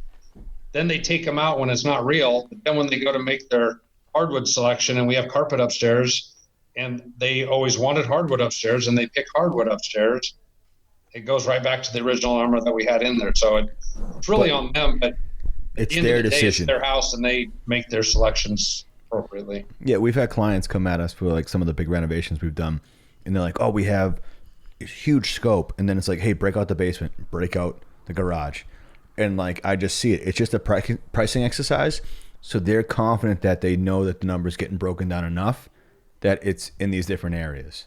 Yeah, you know what I mean, hey, what's the basement? That's 250,000. That garage is 170. All right, just I wanted to make sure that we're all on the same page. It's like an exercise. And so like whenever anyone gets annoyed that we're doing that exercise, I'm like, it's for like they're trying to keep us honest, and they're trying to make sure that they're comfortable with us, and that we're going to do that due diligence to track all that. It's happened a few times, and then you're right, they always spend that or more, because once they feel comfortable, then it's like, all right, we're going. And it helps us a little bit, because we, like we were saying earlier, is we're open book. We show any invoice from any past jobs, current jobs, all the bids, all of the budgets. We show them anything they want to see, which gives them a peace of mind in a way. And, you know, I don't know if that's the best way to do it, but for us, it works the best. It's how I feel most comfortable. But it also helps us when we need more money, because instead of a 8-foot foundation wall, we needed a 12-foot foundation wall because of the ground wasn't right. It's easier for me to go back to them and say, you're 25,000 over on your foundation because of this, and they can see that, as opposed to just pie in the sky asking for the money. So it kind of helps us in a way to go back for more money if needed. And you're saying that against like a GMP, a guaranteed maximum price, where it's a maximum bundle, where it is just this fictitious number that's put at everything. Yeah. I agree with you. You're really, and that's fine. I know we're just not good at it. We're not good at doing that and sucking the client in, and then knowing we're going to make it on the back end when they upgrade or change something. We're not good at it. So we just show them the full Monty, so to speak. We show them everything. And for us, it works better that way, because I just know I'm not good at, and there's nothing wrong with that. I know I'm not good at it. So it's better for me to just show them what I make, what all the expenses are, what all the costs are, show them as much information as they can handle. That works best for us. It's a much easier conversation to have before the project starts than halfway through or towards the end of it, where it kills your relationship with a client. If you're GMP, big number, and you haven't, I feel like Cost Plus makes you keep track of your numbers throughout the process, so nothing catches you off guard, that you have to then go back to a client and go, hey, we didn't see this, we didn't forecast this. You know it that week, the week of, where it's not like this underlying thing that comes up where we missed this line item. You know what? If we missed it, it's not in the budget. Right. You know, so we didn't see it. It's obvious. It's transparent. Where if it's this written scope that's 17 pages long that the client probably read the first 3 lines of each page, it's not the best. I think, Scott, to your point, I wouldn't, if I was going to have a house built by someone else, I wouldn't be comfortable with that guaranteed maximum price. I'd want to know that that information's in front of me, that if I want it, I'll take it. We put a Dropbox together for every invoice. So if a client wants to see that, open it, it's up to them. Yeah. But every invoice from every sub that's in vendor during that invoice process, that number 1, number 2, number 3, each folder is broken up so they can see if they want to. And we provide that on a monthly basis, all of the invoices, all of their QuickBooks accounting, all of their bank statements, that every month for all of our clients, so they can track it if they want. Yeah. What's your process, when you deliver a home, what is the closeout and then the relationship with that house beyond construction? Well, getting to that point just seems, as the houses get more complex and more complex, it just takes longer and longer to finish that last little part out. And, the hard part is, and we always, I try to preach it to myself and to my guys, is you can do everything great for 95%, the whole project. Everything's clean. Everything runs smooth. Everything's on budget. Everything's perfect. And then that last 5%, paint touch up, sheetrock touch up, fix an appliance, doesn't go smooth, then it just sours the whole project. So, right. Having that last 5% is the most important, is the hardest part to do, but probably the most important part. You should be excited, just as excited about the beginning of the project, right, as the last, 17 days or the last Yes. month. Because you're all amped up to start 17, it. that's such a specific number. Well, and part of it is, and you mentioned it, when you get these texts, it just, sometimes the clients wear on you and it's not quite as enjoyable at the end, but right. That's just, it's not always like that. We have went through the whole gamut of emotions, but they're really excited at the end to get their house done. But sometimes they just, patience low. Just wear you out with questioning everything, questioning the budget, the numbers, the whatever it is. It just, at the end, it's been a long marriage, and you're like, whoa, this is hard. But I think part of that is that at that point we built that job well prior to that point, and we've seen that job kind of evolve, and we know what everything's going to look like. And I oftentimes feel the end of the job is the only time customers start seeing things. Yep. Once the vanities go in, and once the tile gets set, and once the trim start, I think that until then, they really have no idea what's going on, and they're kind of taking your word for it.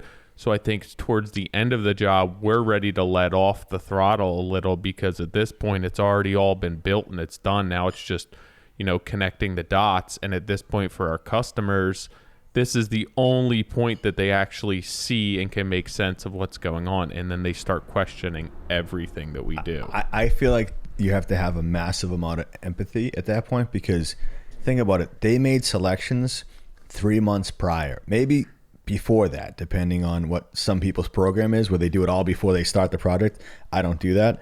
I try and feather in decisions as you go, because I know that people that make decisions in the frame stage, and then they order all that, and then it comes in. So when you get the finishes, all these realities come to mind, like, oh, did I order that tile? What was that color? And that makes them super stressed out. And then you're finishing it where you're like, you at that point, you're in your rhythm. You're just going, boom, I'm just installing, I'm hammering, this is amazing, this is awesome. And they're just freaking out. They're like, wait a minute, is that really what that looks like? Is that the tile? That's what I picked. I paid a designer to pick that. The rug, like everything. And it's having that empathy where their biggest investment in their life, and probably most of their savings that they've saved up, is now coming to light, and this is what they're going to live with. And so I really try and be aware more of like those calls. Like I said before we got on the on, it's like, hey, where are you right now? And I'm like, oh, what's happening? Like, just like like not being like, why? What's up? It's 6 o'clock. I'm punched out. It's more like, what do you need from me? Like having that extra 2-hour conversation where that's what they need at that moment. Meaning, and I think the biggest thing for me is, and I try and teach it to my guy John, is, hey, cycle everything. I want to know every noise that's in that house. Like when they go, hey, we lit the fireplace upstairs. I'm like, it'll burn off. Open a window. Like having that question. Exactly. Like, but having that calm answer, which they can, if you A, don't answer that phone, and then it stews. Then they call 3 of their friends that go, no, my fireplace hasn't done that. It's not brand new. You bought a house that's 15, 20 years old. Like you want to be that voice of reason, because you know that house better than anyone else. Like my client today, I was like, hey, the front door, yeah, you saw that gap when we walked down the stairs. Everyone does. Like that's a gap that we're having Upstate look at because we haven't touched that door. Like you want to know where their eye's going and answer the question that comes to their mind before they've said it, because that's what needs to be done at that moment. But like I think we talked about that last or 2 podcasts ago. Is like, and I think you asked the question, John, is like, do you point out these mistakes? Like pointing out mistakes to the clients on a walk like that. I think you had a different situation where like a tile, I mean, you're definitely at a different frequency. Like, when you're looking through a microscope, there's different levels of, magnification. I'm just saying like when you're looking at certain things, I feel like there's certain things, Nick, that I try and execute at a certain level that most of the time, like Tyler, that no one's going to really meet that. But a client's expectation is still right here. So even if I'm let down, it's still above the expectation of the customer and consumer. So right. I'm always going to be let down. It's just what I'm comfortable with to a certain point. But if you're trying to get them to understand your level of execution, that could put you in a really bad spot, because it's we're like, even. And I don't have any but they're looking for stuff that they don't understand. They're just looking at stuff to try and comp out with your saying. It's like, oh, is that okay? Sorry, Patterson. Like, is that a good gap to have where they don't know the rhyme or reason to it? They're just looking for stuff to nitpick because they want to be at the same level as you. I guess that's what I was trying to say before. I'm just saying, when it comes to stuff where it's a $16,000 front door, I know about that gap. You can see daylight. Like the bottom latch doesn't latch. And it's like, all right, well, that's a weather stripping issue that it happened when we did the finish. Like that, we're on it. Not discrediting it, going, hey, stand in front of the door as they come down the stairs so they walk away from it. I'm not doing that, Yeah. You're reading them. You're reading the room, you're reading the client, you're seeing where their eyes are going. And when their eyes hit that door, you're like, I'm on it. Even if they don't. Yeah. I want to make sure that we're hitting a lot of stuff and having answers to them before they even talk about it. Scott, do you guys maintain your homes after you build? You mean like a maintenance schedule? Yeah. No, not we don't. I actually we had a thought of doing that for a couple reasons. One is we do it probably for free anyway, but I think we all do. Protects the house. You protect the house so that you don't have any major issues in the future. So we don't, but if there's any issues, 3 years down the road we'll come and do it. But no, we don't have a specific. We don't do any in-house stuff like that. What do you think? I guess this is something we talk about a lot, is the maintenance of these homes. And again, referencing Patterson, he was on a couple episodes ago, but he talks about how, same thing. He was basically doing it for free, and to a point where it was costing him hundreds of thousands of dollars a year in claims. And it was because the homes weren't maintained and stuff would happen and be an issue, and then it was looked down upon. It's like, oh yeah, like it's just a crappy house.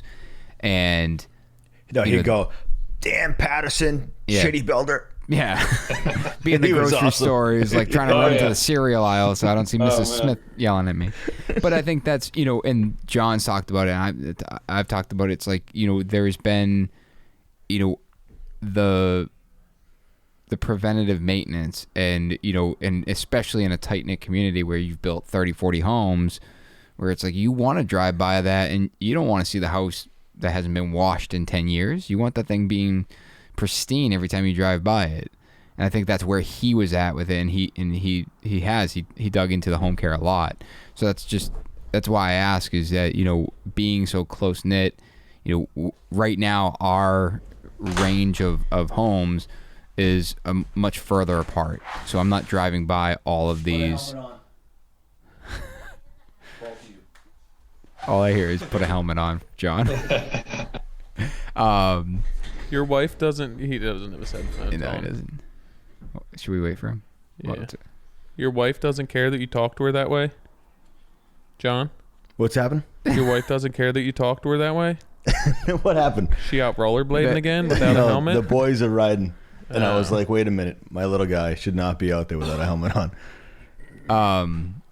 It becomes this thing where it's almost inevitable. It's like if you want to maintain these homes, and you say you're doing it for free, and Yeah. I joked saying that we all do, and I think that's how it always starts. No, I've had that deep It's hard to conversation. implement.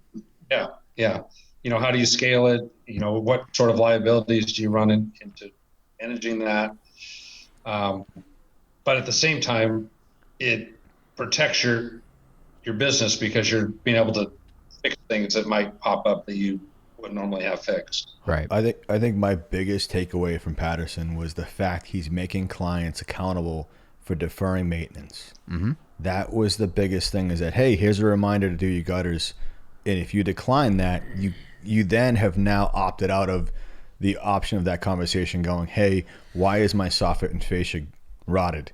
Well, you opted out for the last 3 years of cleaning gutters because you thought $250 seemed like a asinine price to pay for that. Well, 10 grand is even worse. Right. But it's that reality of it. But I think going back to our conversation about contingency, he's not saying, hey, this could cost you 10 grand.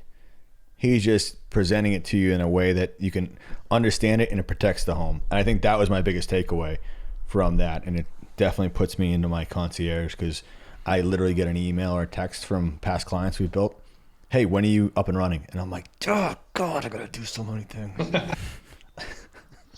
We run into out here. It rains a lot out in the Pacific Northwest, so we have a lot of gutter stuff. And almost every job, the client will say that we put the gutters on wrong because they're leaking when they move in. And I'm like, well, that's possible, but you're like the 8 out of 10 clients that say the gutters are on wrong because there's water pouring over, but we don't live by any trees. And then you look in the backyard, they got 200-foot fir trees 50 feet away. So, those are things that we probably would, and we do now. We just get up there and clean the gutters before they move in or after they're in, just so they don't say that, but we run into that all the time.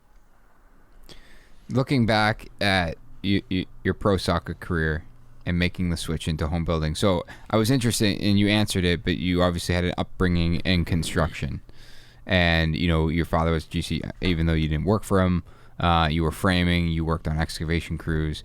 But looking back at your career as a pro soccer player and then transitioning to home builder, what have you had more fun doing? Well, that I enjoy what I'm doing now. They're just, and both of them have their benefits and stresses. And as a professional athlete, there's tremendous amount of pressure on you to perform, and you always have to be in great condition and healthy and all this. That's just part of that job. And then unless you play baseball, yeah, then you're just show up. Set. One of my friends, he played for the Giants, and Barry Bonds was gonna bat. He was sleeping on the trainer's table, and hey, you're up, you're on deck. He wakes up, puts his shoes on, goes out there, a couple swings, hits a home run with just rolling out of bed, basically. Can't do that in soccer, I don't think. No, then probably just went back to sleep. He was also on the juice. Oh, that could have helped too. Yeah. Yeah. So we used to have a saying. We trained from 9 to noon or what have you, and then 1 o'clock laying by the pool, and we would say something like, "Oh, we're getting paid for this." So it wasn't a terrible time, but I really enjoy, what we do now and the thought process and the mental component of what, as a builder, what we have to go through. And looking back to obviously you basically started flipping because of investment, and is that kind of a product of your pro soccer career? The money you made there, you wanted something that you could, and I'm assuming here, but you wanted to take that money and invest it into something, and you looked at it as construction, as well. I've been in this field before. I'm comfortable with it. Why don't I take this money and invest into flipping, which ultimately turned into spec building, and then what you have now is a custom home builder. Well, yeah, I guess for lack of a long answer is yes. That give me the sure. long answer. Well, and like I was saying earlier, you have these ideas of stuff you want to do. You don't know if it's going to work out, but fortunately, I was well equipped to do what I do. I could have very well wanted to do flipping and not have the skill set or the thought process or the vision to be able to do it. Very, very easily could have went that way.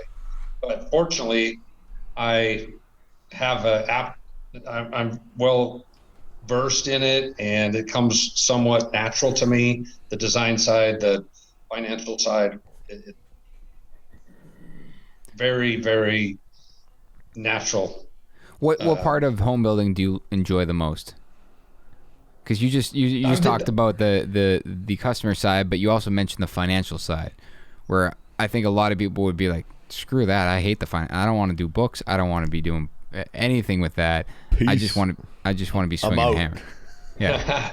I guess I always did really well in financial classes in school, so my brain works well that way. I actually, one of my favorite classes was accounting in college, but it comes real natural to me, the books component of the business. We have some bigger projects, commercial projects, hotel, condo, storage, apartments. We do that stuff too, which is more on the financial side. So I think my mind works well that way. I'm pretty good with numbers, and all that stuff is pretty easy for me. So that part, I used to do all that myself, and now I have somebody that does it, and I just oversee that. So I have fortunately, am pretty decent at that component. Well, what's the reason for commercial? Well, I don't know, maybe 8 years ago. Yeah, I'm making money as a builder, and typically what you would do is take that money and do a subdivision to start doing spec product. And I made a conscious decision to get into, we have some apartments, hotel, condo, storage, car wash, just various different commercial components, as it's a little more insulated from the economy than maybe custom homes or certainly spec building. So it was a way to stay in real estate, because I have a passion for it, but also limit my risk in sort of where my line is, which is in high-end custom homes. Is that so? Do you own that? Do you own the car wash and the apartments and hotels? Yeah, like we have partners, and Gotcha. So I'm a partner on one. So you're how clean is your truck? Well, like, be honest. Unfortunately, we're going to do another one closer to my house. This is kind of on the outskirts, so I don't go out there except for on the weekend, but it's pretty clean, yeah. But you're using a different team to build and manage that, right? I don't. So the condo one we do in-house, that's us. Okay.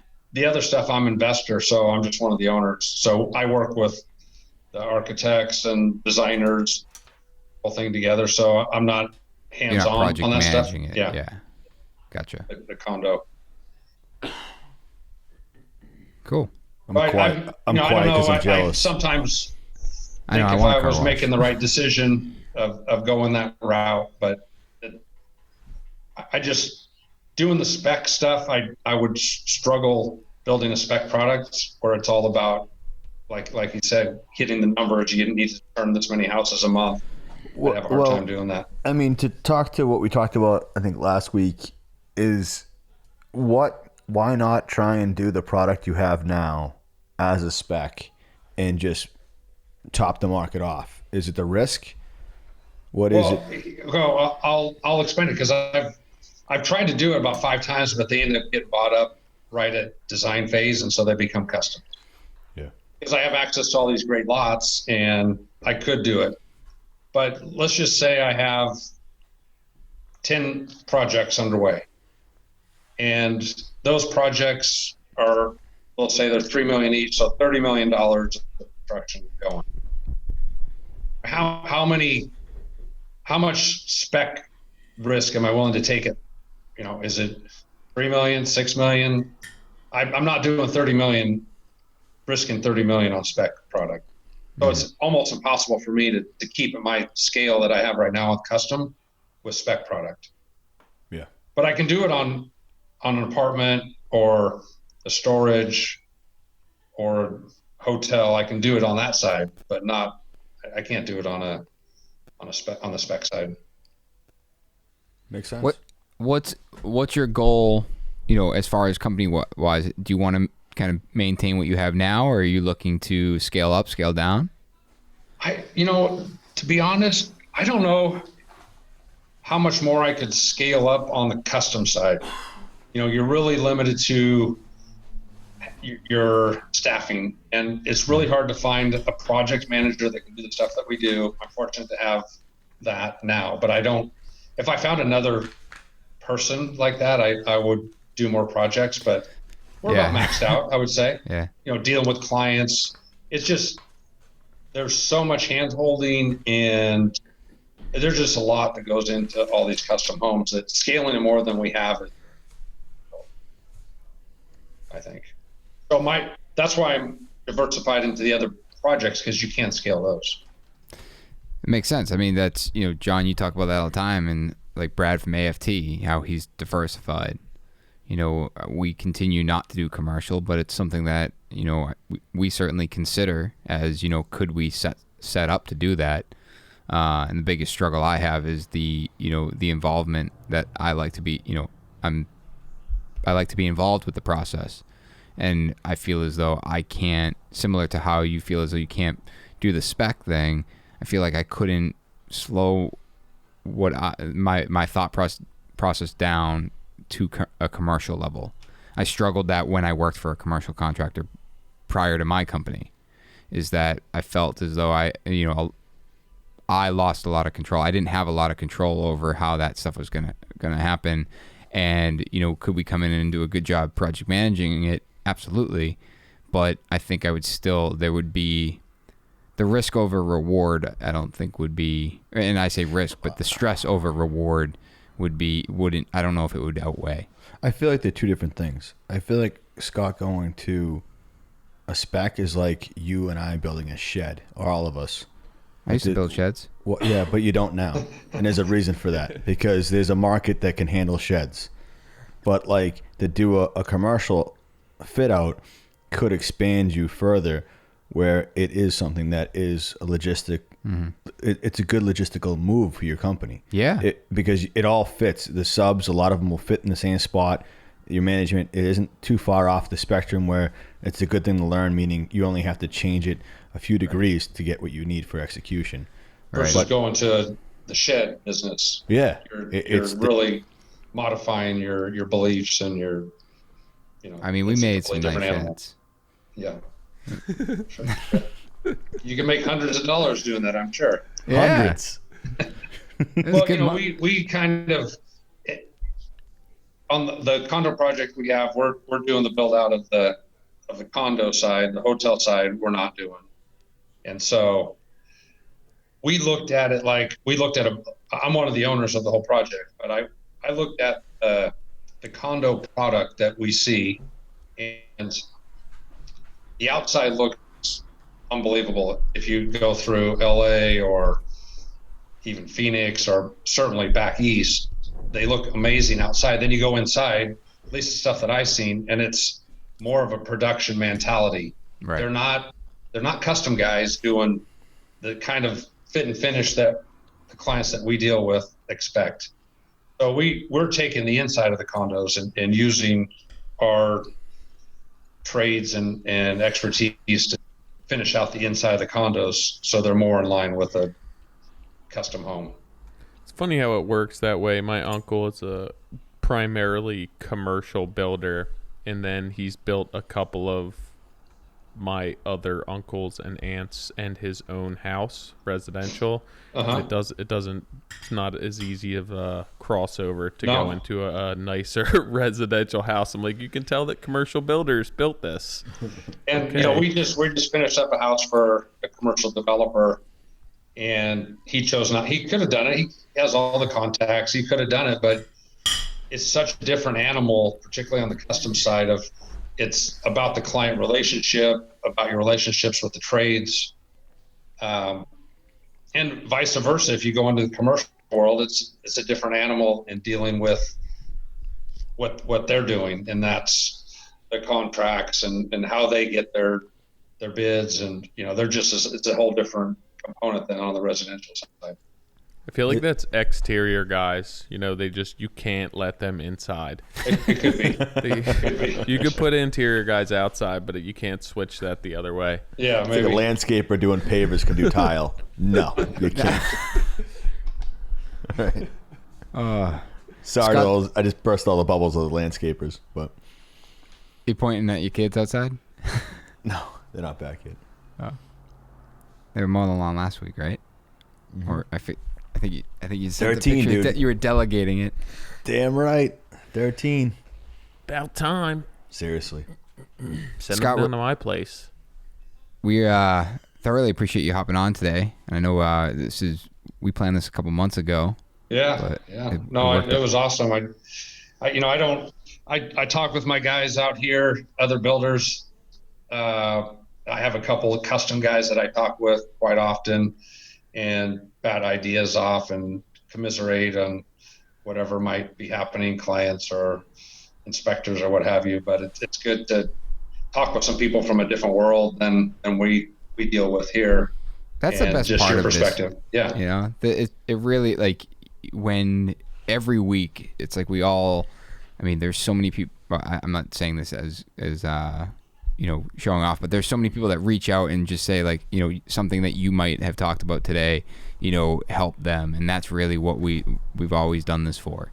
And on the Selfridge side, for me, just your little tidbits of how you might do something, pick that up, and same with all your, it's selfish on your part doing all these interviews, but I'm sure you're getting all these nuggets of, whether it's the warranty deal that that guy from California did, or you're picking up all those, and I'm always trying to learn, and that's the one thing that I'm not afraid to admit. Every day I'm trying to improve myself at whatever it is, whether it's how the exterior cladding comes together, or the waterproofing, or the bookkeeping. I'm always trying to improve, and learning from other people that are successful is a speedy way to do it. That's massively important in our industry. And I think even, John, I think you talked about how 10 years ago it was Tyvek or tar paper. And now it's like there's so many different sheathing, WRBs. And it's like all these different products and everything, that you can do, and all these waterproofing for tile underlayment. All these things are adapting so quickly. So to know that, a builder like yourself is making sure that you're not becoming stagnant and you're always trying to learn and you're open about it, that's hugely beneficial to not only yourself but your client. I think for so many years we can get in our own little bubble where our processes are what they are. Mm-hmm. Our certain clients, we live in this little fantasy, and until you kind of break out of that, you really don't have reality. So, for you to explain some of the techniques that you have, it almost makes you rethink those techniques as you explain them, whether it's on your side of the interview or for us to say, hey, well, you're successful. You've been doing it. You built X amount of houses, and you have enough money to do retirement and buy car washes. Damn. I got to respect that, and I should really maybe change the format that I'm working at to understand it. So there's always a pivot here, I think, after these conversations for us to kind of shake them out. But that's my favorite part. Everyone thinks we're doing it for them. I'm like, I'm doing this for me. If I had more gumption, I would enjoy doing exactly what you're doing, just to try to pull out those nuggets. Because every time I sit down with somebody, whether it's in a business meeting or architectural meeting, I'm always like just out of the corner of my eye and just trying to grasp something that I can take back and use for myself. And that's on the design side, on the build side, business side, the investment side. I'm trying to get these nuggets any way that I can. So I always enjoy having these kind of conversations, and I come away from this with some nuggets for sure. Yeah, I think it's just putting yourself out there, which isn't always the easiest thing to do, even if it's just hopping on a podcast. But getting yourself out and then at least positioning yourself to experience or speak with people who don't necessarily do the same thing where you do it. I think that perspective can be very beneficial. Yeah, I pick the brains of all the subs and the trades every day also, and just always trying to pick something up. So Scott, your website is axiomluxury.com, right? Correct, yeah. And then on Instagram, I had it open and I lost it. Hold on. Axiom Luxury Homes. Where did Axiom come from? It's it's a mathematical term that it means self-evident proof. So the formula proves the answer, so to speak. So I guess it's kind of That's far-fetched. That's kind of deep. Self-evident proof is basically what it means. Mathematically deep. Yes. I feel like I need to change my name. I don't have any mathematical stats. Well, sometimes I go to the bank and the guy go, "Oh, are you Mr. Axiom?" That's my last name. I go, "No, that's not my name." That was my best compliment ever when the guy was like, "I like cashing your checks. It's so exciting." And I'm like, that money's already spent, dude. I'm not actually big numbers. Taking this home. Well, Scott, I appreciate you jumping on. Stay in touch. I look forward to seeing you develop your warranty home care now. Yeah. Well, I'm working on the design component first. Yeah. That's first. Yeah. All right. And we'll see about the other one. Well, we'll watch the design unfold. Oh, yeah. Thanks for having me on. Great to meet you guys. You as well, man. Take care. Okay. We'll see you. Guys, next week we have Christine Williamson, Building Science Fight Club. We would talk about it a little bit more, but we're not allowed to talk about it. So we'll see you guys next week. It's the first rule. No, you guys, if you guys want to check out Scott, he is Axiom Luxury Homes on Instagram and axiomluxury.com, builder in Vancouver, Washington. I'm excited to see his. I feel like I'm in the same exact spot with the designer. I think we have different reasons, but John, you bring up a good point. It's like I feel like you're probably similar, where it's like you get on site and you're sketching on the wall, you draw that mantelpiece. It's like sometimes you might not make it there before that mantelpiece is built. I mean, if you could bring, or it doesn't get done until I do that. Right. It still waits on you. I mean, if you could bring someone on and create enough work to have somebody in-house, I think that would be ideal for everyone. I mean, that's what, and I'm actually wondering, I wonder if he listens to the podcast, but the kid that reached out, the fact that he's a registered architect, but wants to be more on the, possible lead carpenter, working its role into a PM, but open to doing design. I'm like, I feel like that's a perfect storm. It's but the hardest part about that, it's design and architecture is so personality related. Like, it's not any of those boxes that you check off from a resume standpoint, because how different it can fluctuate. Yeah. Like the way you detail stuff, as long as because there's a lot of tude that gets tossed around from designers to architects to builders. Like, it's not an easy thing. Latitude. Yeah. I don't know. Well, do we have any new reviews this week? Bro, we hit 700. We did? I checked it earlier, and we did not. Think it's fake? No, I don't know. I mean, I just wanted to let you guys know I'm a huge fan of each one of you guys in your podcast. I follow you guys on Instagram and YouTube. You guys not only inspire me and motivate me, but also let me know I'm not alone in everything I'm going through as my business grows. My business grows is normal. Thank you guys. Keep being awesome. Another one from Brink Home Services. Hey guys, just want to say love the pod. Been listening since the beginning, and it really helps me stay motivated and inspired to do the best job I can with every project. I'm a sole handyman, jack of all trades in the Seattle area. Thanks again, and keep up the great work, Joe.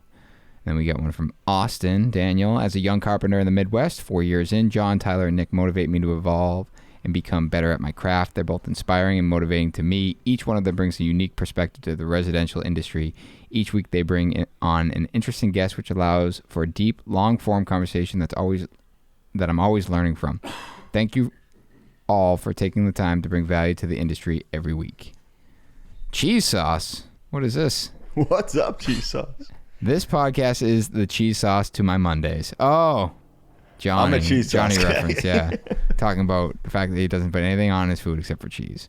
I go to bed Sunday night, excited that the morning commute brings with it a new Modern Craftsman episode. Love the guests and the general banter, technical debates, and off-topic laughs. Thanks to Tyler. I added that part. Thank you for all the episodes, and please keep up the romantic vision of bettering the craft and industry. And then we got one from Doolittle. Inspiring, relatable, educational. You guys are always bringing good content to the table. All right. I'm going to add one more thing. We got a DM this week. Okay. At the Modern Craftsman page. Why do you guys ask for reviews if you take them so very personal when they are negative reviews? I'll answer that. I have listened. Hold on. I have listened to the podcast, but I have not enjoyed about 90% of them. And I'm not the only one that thinks this. So many guys I follow here feel the same way. The one that I have enjoyed, tend to listen to multiple. The ones he enjoys, he listens to multiple times. The best one, in my opinion, has been Spencer's podcast, which the stats show the same thing. Mm-hmm. You should have more like that. So yeah, I contacted him today and gave him a buzz. Okay. And just to kind of, because I know you have an answer, Nick. My answer to him face to face was, would you want negative reviews for your company, or would you want the ability to correct them and have that feedback? So, sure. Having this DM, reached out to him, said, hey, what do you need from podcasts? And some of the fun stuff is like, people just don't understand what it takes to put a podcast together. Meaning, hey, I don't want to hear about how Justin just had a baby. But you know what? Not everyone is that good at podcasting or that comfortable with having three pros on that they have this, I'm concerned about, insecurity or, all these different things that come to mind when you're on a podcast and it's going to be heard by 5 other people. So it's, it's how we kind of have a soft open into it. And then once they understood that, they were like, I get that. I listened to today and I got past that 5 minutes ago. Like Joe Rogan, I fast forward the first 6 minutes. Right. And then I go right to it. So but we found that this is the format that works the best. We're not podcasters, air quotes. We're builders and contractors and, we run businesses and we do this on the side. Yeah. But all said, loves the podcast. He did suggest. 90% is a big number. It is a huge number. He suggested having Carpenter 1-3 on. Sorry, I took notes earlier. Yep. And I said I would dig into that. So that not a review, but having it left as a comment, that's what we can do to improve this podcast because we're not perfect. We never said we were. And we don't think that every podcast is going to relate to every person every time. Mm-hmm. Everyone brings a little bit something different to the table. But fire away. What was your? You answered it. To be totally honest, you totally answered it. And I think that's people get lost in the fact that what this takes, but we're also trying to hit a general market. I was going to be wise in the very beginning of that and say that John's the only one that takes it personal. But realizing I take everything personal. That there was more to it. I get it. I respect his thoughts. But I agree. I think if we can improve, let us know how we can improve don't just dump on us. I mean, the reviews are really what, if we get a lot of good reviews, it bumps us up. It's like any algorithm anywhere. More people will see us. It will be exposed to newer people in the podcast, which in essence, it makes our reach more, which is awesome for the industry. Yeah. So we got to pick a couple. Like even I don't know. I think that the negative feedback, I mean, I find it somewhat enjoyable to listen to. Even something along the lines of like, there's a lot of people, I've had the issues where there's so many people who think this about you or who think that about you. And it's very easy to go down that rabbit hole of like, well, there's so many people who aren't speaking out, who aren't enjoying the podcast. But like realistically, look how many people are reaching out and are enjoying it. Mm-hmm. So it's good to get constructive criticism. Yeah. I think that's great, and that definitely helps us because we are creating our angle and creating our approach just based on what we think is good. But some of those reviews that are just, me and all my buddies think this, or we think that, or there's a lot of people who don't like it. I don't know. It's, but I mean, you can walk into any situation with a preset mindset that puts you in a disadvantage to the situation right off the bat, meaning, oh, I don't like this person.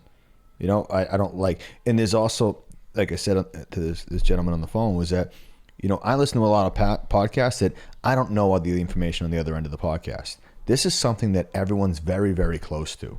Yeah. Like we do this all for a living, and you can relate to certain things. And I found myself listening to other people's podcasts and screaming at the radio. It's also tough. How much it's good to have carpenters on. It's good to have specific people on, but there's only so much that we can really dig into with that. Right. I don't think that we would get as much engagement if we just had Spencer's on, because it's a very niche market of people who want to listen to it, and that's kind of what they're tuning in for. And I think that it's good to diversify that, and at least we're hitting a bunch more people. But I also think you need to learn. Like, I love every aspect of it. I mean, I do genuinely love every podcast. Because there's something that, whether it's 3 hours long or 10 minutes long, there's one statement that will stick with me out of that entire podcast. Yeah. That I needed to hear. And that's what people need to focus on, is the nugget, the one nugget you can get out of it, an episode. 100%. It's. So we gotta read off 5 people to send a hat to. But before that, little self promotion from each of us. Okay. I'll start. No, honestly, a couple things that we're working on. No way, Nick. Yeah, not you. Yeah, me first. Me first, guys. What don't you have going on? Too much. No, not too much. Just enough. So we've really fine-tuned our crafted series on YouTube. John, our late night conversations about making it more fun, and then talking about the how and why. We're episode 2. We're filming episode 3 now about that elliptical stair that we're building, which that one's going to be sick. That's lights out. Yeah. I mean, it's just the process. I mean, I think one of the best parts of that is that every one of us have been able to talk to all these stair builders around the country and learn from their mistakes. And they've reached out, some of them on their own, saying, hey, I wouldn't do it that way. This is how you're going to end. It's going to end up. Second thing is, Doug and I have been doing the coffee break, which is kind of not a spin-off from here, but some Q&A. So we're doing that as a video series just to supplement. Podcast, bro. Well, gonna get there. It's a small video series to help supplement the video side, but we did submit it as a baby brother podcast. Little sister. So. Little sister. We can say little sister. But wanted to set it up as an audio thing as well. Obviously, this is the golden nugget here, but for some one-on-one Q&A, and the goal is to involve a lot of my team and get them involved and get some questions. So just real quick spit, 15, 20-minute thing. How is your series going with you still filming at the East Coast Dream House? We are filming. I haven't published it just because I haven't.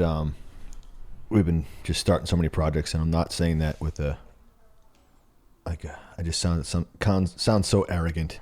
Yeah, I know what Tyler's thinking when I say something like that. Like, I don't have time. No, I do have. The bigger thing is that I'm trying to get the Patina Farmhouse launched, and I'm not gonna lie to you, I don't do this every day, and I did all my audio for my intro for the Patina Farmhouse, and I didn't have the baffle on the mic, so all you heard was wind. So I wasted I don't know how many takes on that. Rookie mistake. Last week I sat down and Friday I'll sit down and go through all my videos and pick the ones I liked and dump them in, and every one of them was like. It sounded like you were on Deadliest Catch. I was like, I just wasted. Yeah, exactly. And so, but it's gonna be really cool that we'll document that whole thing, and then, so much stuff's changed on the East Coast Dream Home that it's we've now gutted probably 60%. Started at 30, we're at 60, and now the party barn is drawn and it's in civil, so we can have that permitted. And then we're ripping off the 3-car garage, adding a new 3-car garage with a curtain wall of glass in the back for the gym, and then it'll have a secret room that's a bourbon room. Nutty. Then there's a tower for the office with a pool. We'll be blasting. You couldn't have let me go before you. Sorry. Go ahead. I got nothing. No, well, Nick, you've been doing stuff with Build a Trend. A webinar? We did a webinar, for the COVID thing. Well, and then, John, you talking about Tyler, you just did one with, is it Fine Home Building? Yeah. Do you have another one planned? Yeah, so we're looking to, sorry, my mic just kind of kicked out. Maybe it's my headphones. No, you're good. Okay. We're looking to possibly entertain that format, even for sponsors or guests. We have Royal, who came to us, who we did the podcast with at IBS, who wanted to sponsor a podcast at IBS. We developed that relationship with them. They came and wanted to sponsor a single episode. So we're kind of turning that into a live podcast with Royal, where we're going to do the webinar format and get on and kind of field some live questions, and then continue the conversation after the fact. Any questions that we don't get to live, hit afterwards with their guest, record that, and then pump that out as a regular podcast that everyone can listen to. So we got to get that promotional information together, and then we can kick that out to everyone, finalize the details for that, but then possibly entertaining more of that format down the road and in the future. Oh yeah, I think you should keep doing these articles with Fine Home Building too. The mud set that you just did, and just your overall tile. I just had a quick one on the knee pads that I use. I guess everyone's been interested in them. Are they the pro knees? Yeah, they just got a hold of me last minute. We're like, hey, we had an article drop out. Can you put together a quick 200-word article? Which for me turns into 400 or 500 words.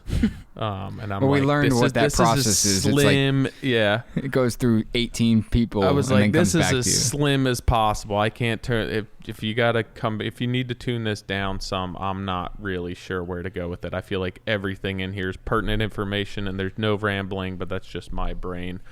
And then I actually am in the process right now of getting them out next. I guess in a couple of weeks to shoot after we trim and install the cabinets on my current job. They're going to come out and do a video series with Sherwin-Williams as to how we kind of prep for spraying. So that's something we're finalizing the details for now. So it's awesome. Yeah, it is awesome. I reached out to Justin after the podcast and was like, hey, I don't do enough for Fine Home Building. Like, what do you need from me? Just John's gonna be on the cover. I'm just in their I'm in their ear. With his to tape be honest, measure. I enjoy it. It's another outlet. I think that there's good connections to be had. they pay you. I'm there doing the work anyway. I don't have the structure with my company to bring in somebody and film this just for the sake of putting out content. I'm just not structured that way. I can't slow down long enough on the job unless somebody's there telling me to slow down. So I would go ahead and hire somebody to do this like Nick does. And then I'd be like, listen, I can't slow down. I got to get stuff done. But I now have a contract with Fine Home Building to do this. And they set somebody there and they're directing it. And I'm like, okay, I'm just going to ride this one out. So it works well for me. I get all the content. And then I'm also putting a lot of information out there that I've spent a lot of time developing and banging my head against the wall for people to kind of skip a lot of steps that I did early on. I feel like I get like this imposter syndrome, like when it comes to like doing this stuff, where I'm like, should I be in an article? Do I have the Absolutely. I don't know. I think about that. I was like, Justin's like, what do you think? And I'm like, I have no idea. I don't know what's valuable to anybody that I do. I bet the way you run a job. Yeah, but and then manage your time. But I'm real with it, and I look at it going, like, it could always be run better. Of course it can. I shouldn't be. I bet people can set a better mud bed than Tyler. Maybe not Tyler, but someone else that wrote sure an they article. can. Dude, I'm faking it all. Smoke and mirrors, baby. Yeah. All right, guys. I'm choosing one hat tonight, and we can follow up with the next 5. But I'm definitely choosing cheese sauce. Cheese sauce. So JCHABOT 84. So if you gotta email us info@themoderncraftsman.org with your name, address, and somehow prove that this is your handle. Cheese sauce, Seriously, man. how would you do that? I have no idea. Screenshot Cheese it. sauce. Screenshot your login screen. Yeah, that's how we'll do it. I think. We hit 700. It's a new we milestone. did 700 reviews. And we're doing pretty well on downloads from what I said last. He said it's ramped up where we're getting consistency, man.